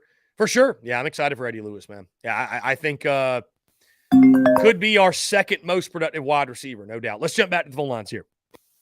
Call from Dave Garrett. Dave, what's going on, my friend? How are you? I'm doing excellent, man. Heading to Charlotte. You're on vacation, right? And getting to work. Yeah, love that. Yeah. Well, it's a working vacation. I'll be working this weekend. I'll be getting to work with Kurt Angle and Diamond Dallas Page, Jim Ross, Rock and Roll Express, and a whole bunch of other guys. Reason why I called in, I had a quick question. With Harbor wanting to do the Olympics, how much would that interfere with next season? And wonder if the Olympics doesn't turn out like he thought they would. Wonder if he would consider going to Edge then in like his junior year. Be nice to have him on one edge and Stewart on the other. Take it off the air, man, and talk to you soon. Dave, you're the man. I appreciate you. Honestly, I don't know exactly what like the Olympic schedule is. That's something I have not really looked at all that in depth. So I don't want to say anything that's not true, whatever. I mean, it sounds like to me he's committed to football. I mean, I know he's an Olympics guy. And I mean, here's the thing. It would suck, but like I'm not going to fault a kid for wanting to represent his country in the Olympics. You know what I mean? So could he miss some games, miss some time? Maybe so. I think that's across the bridge when you get to it type of deal, though. And, does it open up the door for him to move to Edge? I have no idea, man. I have no idea. It's a good problem to have. You have that type of dude that's that kind of athlete that could be an Olympic athlete. I mean, I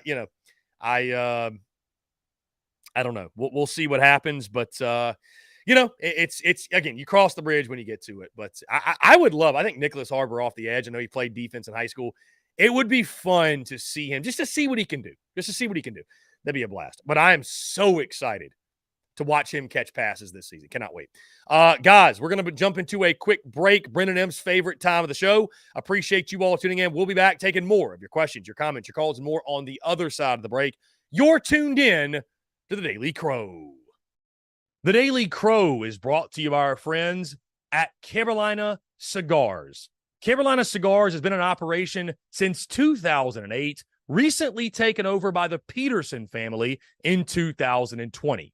Whether you're new to the cigar scene or whether you've been enjoying cigars your entire life, Carolina Cigars has the expertise and knowledge to make your visit to their shop enjoyable. Stop by for a fine cigar and experience their classic cigar lounge where people come together, share conversations, and become friends. So if you're into cigars and you're on Hilton Head Island, you really do need to go by and see them. They offer same-day shipping nationwide, free delivery island-wide for weddings and all special occasions. They're also proud to offer premium cigars at 9 outside humidor locations around Hilton Head Island, and they have special events throughout the year as well. They want to talk to you. They want to engage. They want to share with you their cigar selection they're very proud of and their beautiful cigar lounge. When you're in the Low Country, there's only one place for cigars. That's Carolina Cigars, and there's only one place I get my cigars. That's Carolina Cigars, Hilton Head Island's premier cigar merchant. Come and share your passion. It's all here at Carolina Cigars. Give them a follow on Instagram at Carolina_cigars, or give them a call today at 843-681-8600. That's 843-681-8600. Smoke them if you got them, and tell them that Chris from the Spurs Up Show sent ya. Daily Crow is also sponsored by Rhine Law Firm, LLC, principally managed by James R. Rhine Jr., located at 1350 Ashley River Road, Suite 650, Charleston, South Carolina, 29407, serving the greater Charleston area.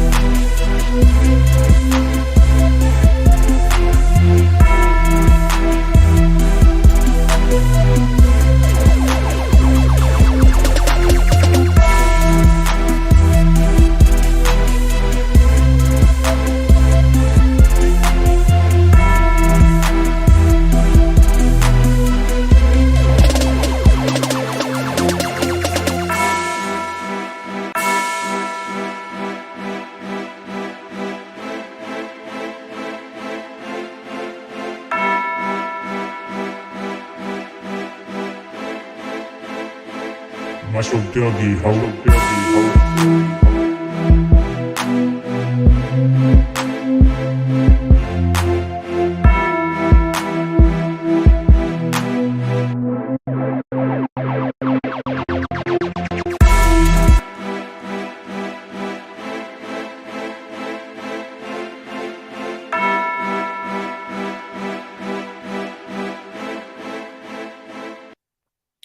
All right, guys, we're back here on this Tuesday, August the 1st, 2023. What a way to get the month of August going with the commitment of Dylan Stewart.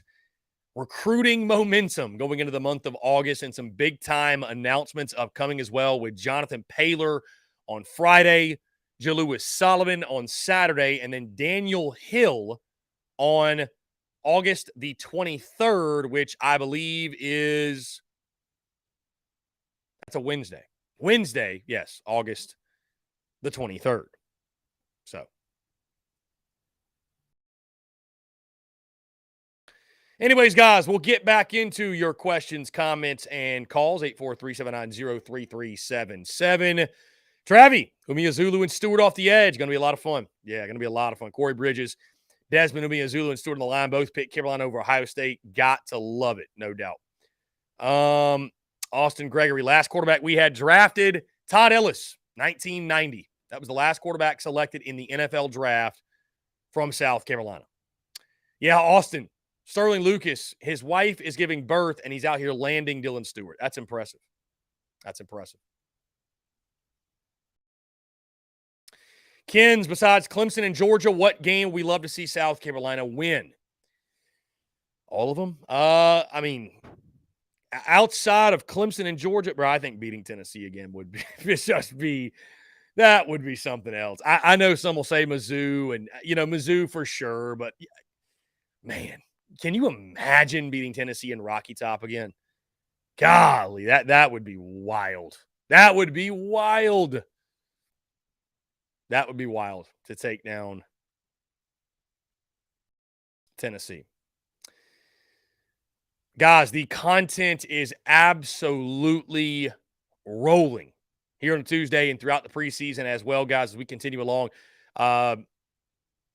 Again, the opponent preview series will conclude tomorrow. It was supposed to conclude today. Of course, we pushed that back because of the Dylan Stewart commitment. So we'll wrap that up tomorrow. Position unit preview will actually wrap up I'm trying to think what date. We have 2 more weeks of it, I believe. So on that Friday, the 18th or the 17th, whatever day that is. Yeah, that should be the 18th. Yes, because the 4th is Friday. So the 18th, that will conclude the position unit preview series. And in case you missed it, we're actually going out of town that last week before football season, going to the great state of Montana, going to visit some family. However, do not fret. While TDC will take a hiatus for 5 days, the podcast will be released that week. Very excited. It'll be a bunch of interviews, conversations, what have you. Going to be a really good time. It's crazy, guys. I say this every preseason as well. I think I'm busier in the preseason than I am in the actual season because, there's so many different things you're doing for preview content. You have the season simulation series. You have these interviews you're doing for the opponent previews. You have other interviews going on. So, it's a lot of fun. It's a lot, but yeah, I need a guest co-host, I guess, for We need a guest co-host for TDC for sure. So Austin Gregory says, let Robbie Davis run TDC while you are out of town. Why not? Could be fun. Could be fun.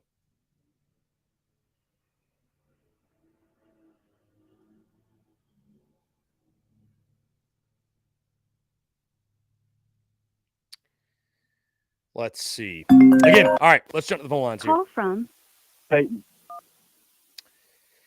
Peyton, what's going on, my friend? How are you? Great to hear from you. Good day to be a Gamecock, brother. You can just feel it in the air. Isn't it wonderful? It is, man. It's Isn't it just what a way wonderful? to kick off August, truly. What a way to kick off August. Man, you could say you and I spoke this into existence yesterday, or you could say that J.C. Sherbert did. You could say all the prayers from all the hopeful Gamecocks were answered. However, whatever it happened, whatever way it happened, I'm just glad it's over with, man. My patience is now restored. I have full and total faith now. All things are good. Like you said, man, the ripple effect that this is going to have on this recruiting class as a whole is going to be something to pay close attention to, because I think it's going to have a big effect on all the other guys that we have that aren't nailed down yet, that are on the fence. And guys like that, they see a Dylan Stewart say, you know, I'm good on Ohio State. I'm good on Georgia. I'm all right on Miami. I'm going to Columbia. A lot of players are going to wonder why that is, and I hope a lot of them find out. I hope a lot of them come to Columbia after this, and I think they will. So.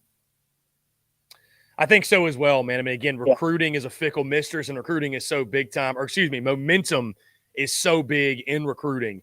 I mean, yeah, man. I just what Shane Beamer's doing, and again, I speak to this.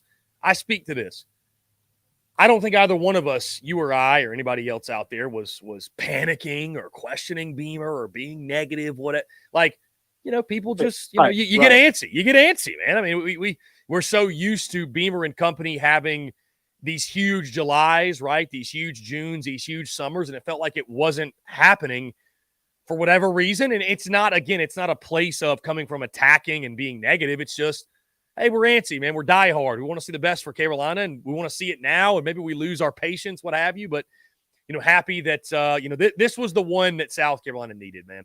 Of all the commitments you could have gotten that could have, eased the feelings of everyone, the tension, what have you, this is the commitment that, that this is it. You know what I mean? This is the cornerstone piece. This is the exclamation point of your recruiting class. And, That's right.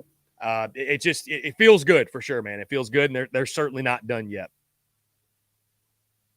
I mean, it's one thing to land 4-star guys and to land. There really isn't such thing as a low ranking 5-star guy, but when you're landing the 5-star guy like you did last year with Nick Harbor, and you land one of the 5-star guys this year, I mean, it's a statement. I feel like, and I think it's something not to be taken lightly, for sure. I think it speaks to what a hell of a recruiter Shane Beamer is, and just the momentum that we can carry from this.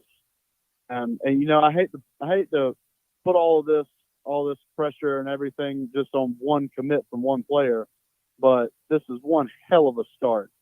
This is just a huge building block for success that maybe we could capitalize on, maybe not this year, but when they actually get on campus, when Harbor's going to have a multitude of opportunities, and when we're not going to have, we're going to have expectations on him, because it's kind of unfair to put, like you said earlier, a big 50-catch, 1,000-yard season coming out of the gates as a true freshman. That's kind of unreal. But next year, when you're going to have Lenora Sellers, and you're going to have Dylan Stewart on campus, and Cam Pringle, and all of these blue chip guys that are going to have their time to shine next season, it's going to be something special to watch, I feel like. But I'd say this, Peyton, the best days of South Carolina football are ahead, as Shane Beamer said at SEC Media Days. And, you mentioned the off the field, the momentum, what it means for recruiting. I mean, it's just perception's reality, and the best players want to go where the best players are going. And so to land a guy like Dylan Stewart, again, that ripple effect, man, I mean, you can't overstate how valuable and how big that is for Carolina. Yeah. And as soon as I saw it on Instagram, I immediately called my brother and was like, he was like, man, I'm at work. What's going on? I was like, I got to tell you something. I don't know if you've heard or not, but it's happened. It's official. And so we had a little conversation on that, and it's just awesome, man. The excitement around recruitment right now is crazy, and I'm here for it, and I love it. So how can you not, Peyton? I'll go ahead and get. Yeah, how can you not? That's right, man. I'll go ahead and get off here and get some other people some opportunities to talk to you, man. I just had to come share the love, man, share the joy, and I'll probably call in more tomorrow and more in the next week. So always good to hear from you, Chris. Love talking to you, man. Thanks for his episode. Go Cons, buddy. Peyton, I appreciate you, man. Thanks so much for the call. Great stuff as always. Great stuff from Peyton, man. And again, how can you not be excited about South Carolina, what's happening on the Gamecocks football front, recruiting-wise? I mean, it's even at times we get impatient and frustrated, whatever. Like, I think there is a lot of value in being able to fall back on, okay, we've got this guy and Shane Beamer. Even if something goes awry, wrong, unplanned, Shane Beamer's putting his best foot forward for South Carolina. He's putting his best foot forward. He's doing the absolute best he can. And the main thing is the main thing at South Carolina under Beamer, which is winning. Flat out. Let's see. Austin Gregory in the most recent recruiting updates. South Carolina commit Josiah Thompson's now 3 spots away from becoming a 5-star prospect. It is ranked the number 1 OT in the country, offensive tackle in the country. I mean, JC, you heard him, Austin, say it earlier, right? He'd list Thompson and Cam Pringle as 5-star offensive linemen. So really, the Gamecocks could have 3 5-stars in this class, which would be absolutely insane, unlike any class we've ever seen at South Carolina. So, I mean, it's crazy the commitment, the impact of landing a Dylan Stewart. You go from 20, and this is 24/7 Sports, by the way. You go from 24th to 16th because of one guy. So that's impressive. That's really, really, really impressive.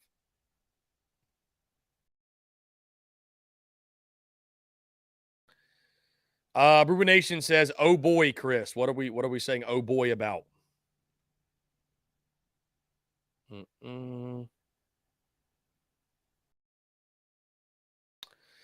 Austin, really at the fact that Stewart waited until he was certain to commit. Not often you see guys fully close their recruitment after a commitment these days. Love that. Yeah, for sure.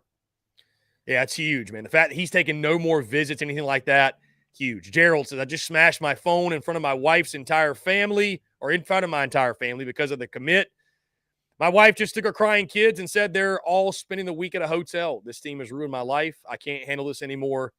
Goodbye, Buckeyes. I am no longer a fan. Brewer Nation, Mark Ryan just tweeted out his Muschamp Beamer recruiting stats. He is stirring the pot. Did he really?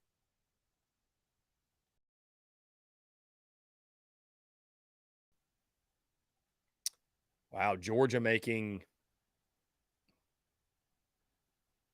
$68.5 million improvements to Sanford Stadium. How about that?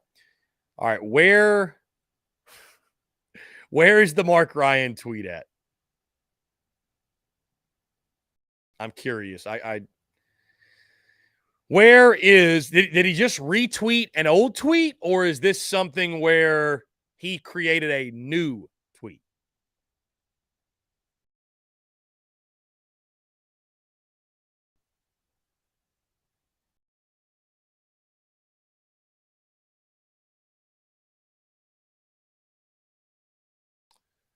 Let's see. It's a new tweet. Madison Duncan, afternoon, Chris, to the moon. To the moon indeed, my friend. To the moon indeed. John Rice said he sucks. I just, here's the thing. I'm a fan of the Gamecocks, no duh. I just take nothing that Mark Ryan says on a personal level, and I appreciate what Mark Ryan does for content. I will say, though, I just don't understand why Mark Ryan chooses to die on some of the hills that he does. Like South Carolina, and I'm looking for the tweet again. I'm not able to see it yet. Maybe if I go to For You. Let's see here. I mean, Twitter, the timeline is weird. Sometimes I feel like I have to go to For You to see people that I follow, which doesn't make any sense. Let's see. Okay, here's the fan upstate. What was this? Okay, let's go to the fan upstate. There's Mark Ryan. 7 minutes ago, Mark Ryan had this to say. Muschamp versus Beamer recruiting with Dylan Stewart. SEC ranking, Muschamp in 2016. 10th out of 14. 2017, 8th out of 14. 2018, 7th. 2019, 8th. 2020, 8th. Beamer, 2021, 14th. 2022, 10th. 2023, 7th. 2024, 7th. Including year one, Muschamp 8.2 out of 14. Beamer 9.5 out of 14. Not including year one, Muschamp 7.75 out of 14. Beamer 8 out of 14. So, in the midst of, I don't.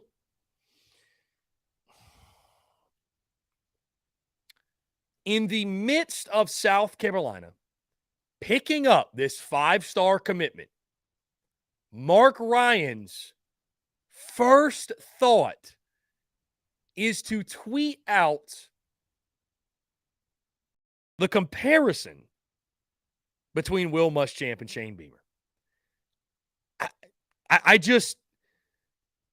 don't get it. I just don't get it. I don't know why that is the hill that you choose to die on. Why? I understand there's a comparison, like they both coached at Carolina. You want to compare them, fine, but like the fact that's the first thing. It's not what a huge. Let me go.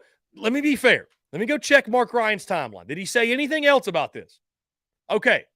So Mark Ryan has said nothing else about the commitment other than comparing Beamer and Muschamp.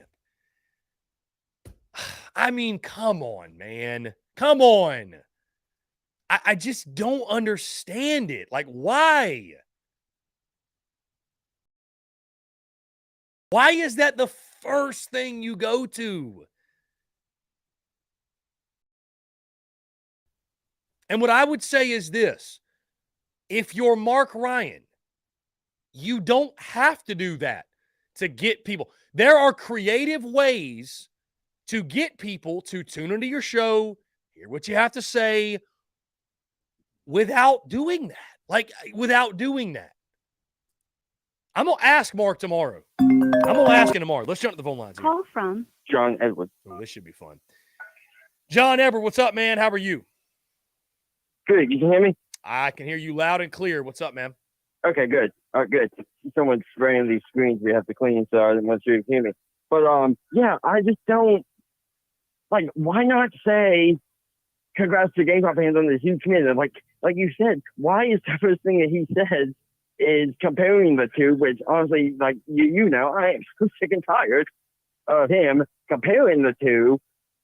And because not even Muschamp pulled in this many 5-star guys. Yeah, I mean, you look at what I mean, Beamer's. it's ridiculous. Yeah, you look at what Beamer's doing in recruiting. Listen, I know the numbers, whatever we can. I don't think it's really comparable. I just, again, I don't care if you want to make the, listen, I get it. You have some conversations, some arguments that are polarizing. They're good for content. Everybody engages. I get it. I get it, man. I get for the sake of the argument. But I just don't understand when, Dylan Stewart commits, and that's the first place you go. I mean, of all things you could have said, you could have acknowledged, that's the first thing you say. I don't get it. I don't get it. I mean, can you imagine, let's just say hypothetical, like it didn't happen. He's coming to Carolina because he closed his recruiting. Can you imagine, let's just say, Dylan Stewart goes to what? Ohio State and what, Georgia, or I don't even know if Georgia was in it, but still, Ohio State or Georgia, let's just say for the sake of this hypothetical. If Dylan Stewart were to ended up committing to the Buckeyes or Georgia, Mark Ryan would say, oh, this is a huge miss for South Carolina. But Dylan Stewart ended up this morning committing to South Carolina. And the only thing he's missing, like you said, is comparing the two, which I think, like I said, is ridiculous. But I'm just saying, can you imagine if it was the other way? If Dylan committed somewhere else, Mark would immediately tweet out what a huge miss. I'm just saying. Yeah, no, I mean, listen, I think you make valid points, and I'm someone that I think Mark Ryan at times catches way too much shit, way too much flack, and I appreciate, I'm able to remove my fandom, my personal bias, my personal feelings, and just kind of, see his content as entertaining. And Mark Ryan does a fantastic job on these airwaves coming on TDC. And I'll tell you this, one of the reasons why I wanted to have Mark Ryan on the show on a daily basis, a weekly basis, I should say, is so that when he puts out a take like that, I can bring him on and be like, what is this? Like, we need to know what's going on. But to the point I was going to make is that with all that being said, listen, it's fair game, whatever Gamecock fans want to say. It's fair game. I still wouldn't encourage, obviously, personal attacks and things that are over the top, but catching hell from Gamecock fans, if your first move is to Dylan Stewart commits, you don't even acknowledge the commitment. You just say, let's compare Beamer and Muschamp in recruiting. I mean, dude, you kind of deserve all the hell you're going to catch from Gamecock Nation for that. I don't know what else to tell you. I mean, can you – let's play the game. Can you even fathom if Dylan Stewart commits, and let's say, even if I acknowledge that Dylan Stewart committed, let's say my next tweet was like, all right, let's compare Beamer and Muschamp, and bro, I would get put through the ringer. Number one, I would never do that. You would. But I would get put through the ringer. So I get it. I get Gamecock fans wanting to do it. Listen, Mark Ryan's smart enough to know that doesn't play. It's not going to play well, and I'm sure that will be the case yet again today. So, yeah, I don't know, man. that surprises me. Yeah, I'm surprised he went that route. Yeah. I'm like I said, I'll get off in a minute. I just want to say again, it's like he hasn't even acknowledged to say, hey, congrats to the fan base, and I don't know. It's just. And I know some people know that I'm not the biggest fan of Mark and Diesel, but it's just it's stuff like this is why I tell people, it's like, look, can y'all understand now why I am not a fan of Mark and Diesel? It's stuff like this. It's like, you're taking it personally. I'm not taking it personally, but yeah. I mean, listen, they go live at 3. I wonder if this is going to be a part of the show, because I think that is really unfortunate if you feel like the only way you can generate buzz and I don't get why the first move, and respect to Mark Ryan, he does his thing. He's successful. He does it full time. I mean, there's a reason he does it full time, but I don't know why that'd be the first thing you go to. I don't know. This just my take, my opinion, whatever. I don't know. Either way. I think there's plenty of reason to highlight how big of a deal this is for Carolina. The fact that Shane Beamer's doing things that have never happened in recruiting. I don't know why that's not the lead storyline, the lead headline, the lead tweet versus let's keep this weird Muschamp Beamer convo going. I don't understand it. I don't. What was it? Muschamp. You could correct me if I'm wrong. Muschamp only pulled in 3 of these.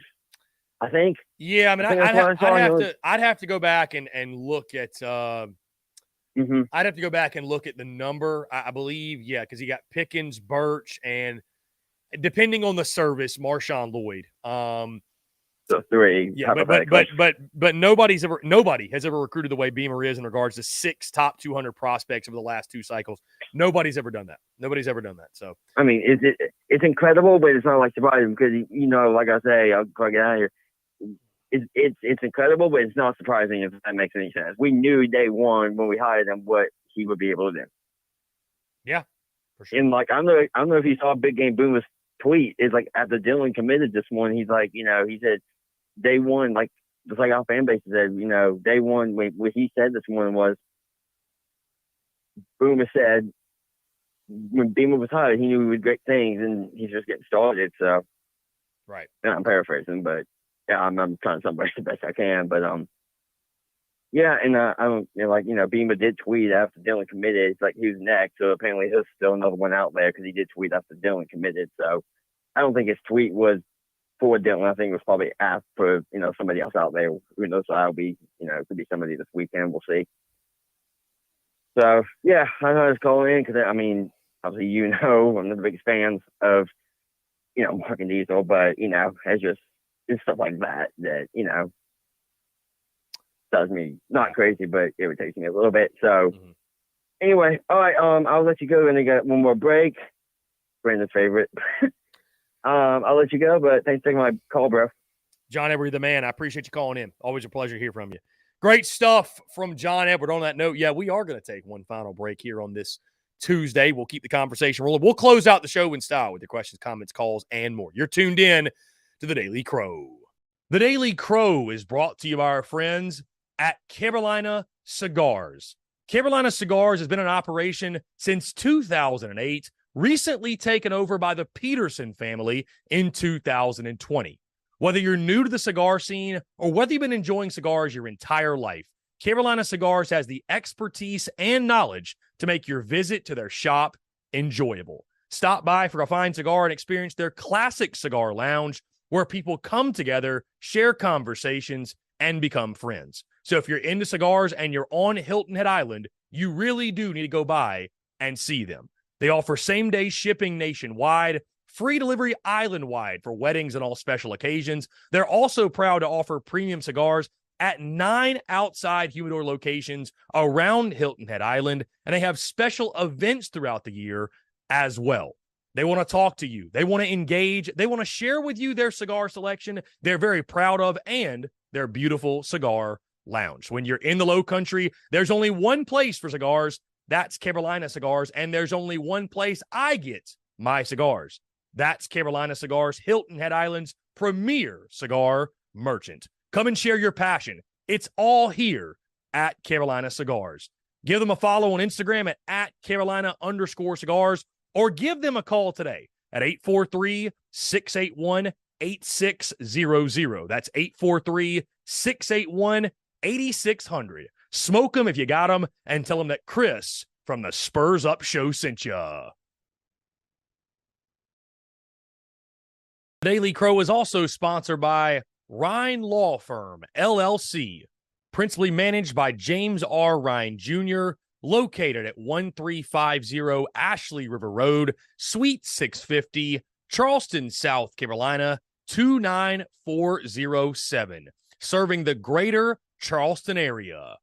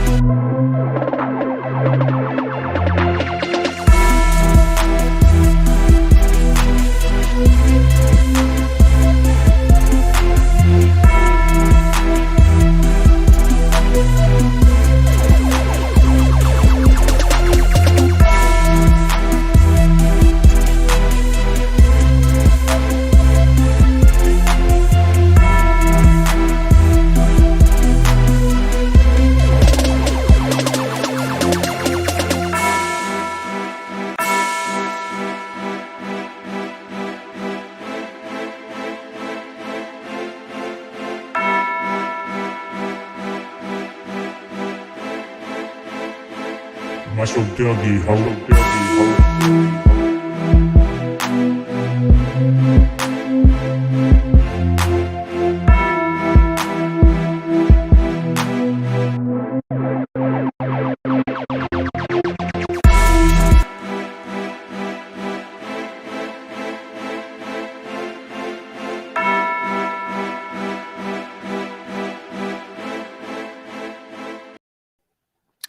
All right, guys, we're back here on this Tuesday, August the 1st, 2023. We just missed a call. I tried to answer it. He hung up as I was trying to answer. Be sure to call us back, 843-790-3377. Mark Ryan's tweet's going to get some attention now because I quote tweeted it and gave my thoughts on it.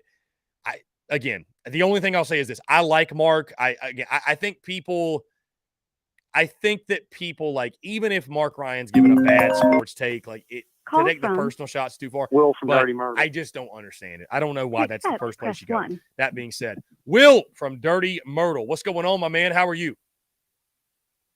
I'm pretty good, man. Just wanted to call and address the killer of joy, Mark Ryan. The killer of joy. I love that. It's just it just seems like he just can't stand for us to be happy. You know what I mean? Like, he's got to somehow, some way, comparison is also the killer of joy. But compare Muschamp to a Beamer or whatever have you. Am I wrong when I say I'm pretty sure that the blue chip ratio is much higher when it comes to Beamer? Correct? That is absolutely correct. And that is a direction he could have gone with that tweet. Could have. And I'll say this. But why do that, right? Right. No, listen, I get it. But I'll say this. I have no problem. Like, if you want to stoke those flames, keep that convo going, compare the success of the two coaches, fine. But why is that the first reaction? And that's what I'm going to ask Mark on Thursday. You could have acknowledged the commitment. I know that he's certainly not on USC's payroll, because I almost feel hypocritical in this situation, because some people approach me and say, well, why didn't you say this? Why didn't you say that? Mark Ryan's free to say whatever he wants to say. But you also, as a content creator, and I could speak to this, you know what plays on social media, what doesn't. And so, like, I just don't know why that's the first place you go. It's like you're not even acknowledging the commitment. I'm not saying make the guy out to be like he's going to win the Heisman, but, like, you obviously are acknowledging the commitment, but not even acknowledging a kid. You're acknowledging, okay, well, now let's go straight to comparing Beamer and Muschamp. I don't know why that's the hill you choose to die on. You know what I mean? I don't know. I'm fascinated, again, to hear from Mark Ryan himself. I'm fascinated to hear from him. I think he's just showing his true intentions. I mean, the thing is that if you come out and you say, big get for South Carolina, huge need, all that. And then later on, by the way, in comparison to Muschamp, this is how he looks. If you just come out and say, look at what he is compared to Muschamp, what is that telling you? That's telling you that he doesn't like what he's saying, that he doesn't like that Beamer's doing his thing secretly. He's a U.S. I've always said it, bro. He's a USC sneak disser. He always has been. And I think, he's a Florida fan. Of course he hates us. I mean, either way. But, yeah, I just thought it was funny, man. Instead of at least first saying, great get, huge, pickup for South, it starts with that. You know what I mean?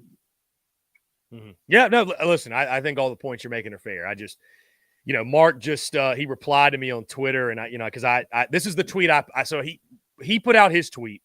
I quote tweeted, said, South Carolina picks up a commitment from a 5-star Dylan Stewart. This is your reaction. Come on, Mark. You could have gone so many different directions with this morning's news. Do not understand why this Muschamp versus Beamer thing is the hill you want to die on.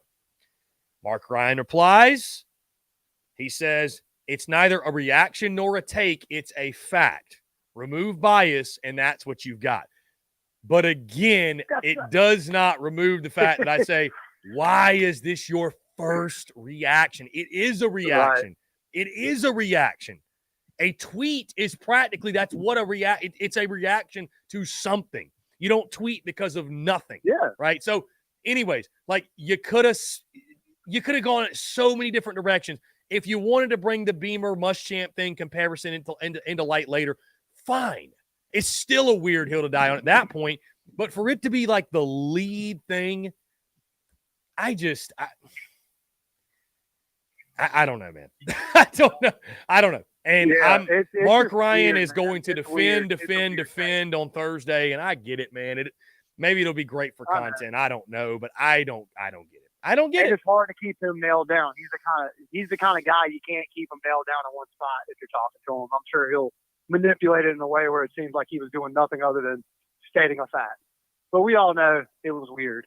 And just, I don't know, on a day where we're all happy because we got the third biggest recruit in history for us, that's the first thing you want to say. But anyway, I'll hang up and listen, brother. Will, you're the man. Appreciate the call. Thank you so much. Again, I'm fascinated to get Mark around on the show Thursday because he's saying it wasn't a reaction, it wasn't a take. I'm just tweeting a fact. Mark, and I'm gonna talk to Mark about this. Like, Mark, you are a content creator, whether you're radio or not. You're a content creator. You are savvy on social media. You're not dumb. You're not dumb. You know what plays. Robbie Davis. And what doesn't. I don't know. Let's go. Let's jump to the phone lines. Robbie Davis, Zaxby's Hall of Famer. What's going on, my man? Hey, I have a message for you, by the way, from our guy DGD Podcast. I was on with him last night. I was on with him last night. He wants you to know that Zaxby's is mid. That is the message I was told to give you. Well, you can tell him he can kiss me where my cheeks meet because I really don't care. I love that. I love that. All right. Well, now that we got that settled, what's going on, man? Anyways, you were talking about Leggett a while back in the show, and me personally, okay, did he have some flashes of greatness last year? Yes. He had a touchdown catch against Notre Dame in the bowl game. He had that awesome kickoff return that we witnessed in Willie B. I was there. That was awesome. That was the most insane thing I've seen in quite a while in Willie B. Okay. And me personally, at this point in his college career, is he a junior or is he a senior this year? Who is specifically we talking about? It's got to be one. Xavier Legette, I believe, is a redshirt senior. I'm pretty sure this is his 5th year on campus. Okay. So, obviously, he has the potential, okay? Mm-hmm. But if he has any aspirations of getting to the big leagues and making some big moolah, if there's ever a time for him to have a great year, it is definitely going to have to be this year. Mm-hmm. And I just solely based off of what I've seen so far throughout his college career, I don't think that's going to happen. But I also don't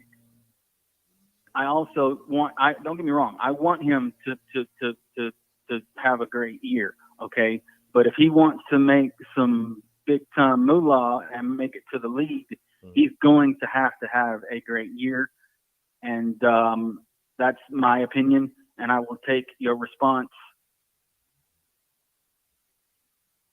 after I hang up. That's all I got. Robbie Davis, you're the man, man. I appreciate the call as always. It's great to hear from you. Thanks, buddy. Yeah, man. Great stuff from Robbie Davis. I think off the air is the phrase that Robbie Davis was looking for at the end. Yeah, no, listen, I'm excited for Xavier Legette. Really, really pumped for his season. And, I mean, I think he's primed for a big year. We need to see it. Never had more than 167 yards of receiving in a season. Hey, he might get that in a game this year. Never know. But there are other guys ready, waiting in the wings if for whatever reason, Legette's not living up to some of the expectations we've set. Either way, guys, hey, that's going to do it all for us. Appreciate you all tuning in. Thank you all so much. Again, the show today was electric. All of our new folks who tuned in, thank you all so much. We're live every single day, Monday through Friday, noon to 3. Be sure to check us out, guys. We have a daily guest, Q&A Power Hour, and, of course, all of our array of subject matter we discuss in hour number 1. Podcast distributes every single day, by the way, iTunes, Spotify, Stitcher, Google Podcasts, as it will do so today, 5 p.m. Eastern on a daily basis. And, of course, you're on YouTube. Hit that subscribe button and that bell icon so you get notifications when we go live, when we drop new video content. And yes, Madison, we'll go live right after the game against North Carolina. I'd say within 10 minutes, because I will record my post-game reaction video, get that uploaded to social media. That'll be for every game. And then, of course, right after that, we will click the live button. We'll do the call-in show, take all your questions, comments, calls following every single South Carolina football game this season. Guys, that being said, appreciate you all tuning in. We're going to get out of here. Thank you all so much. Have a great rest of your Tuesday, and we will talk to you all tomorrow.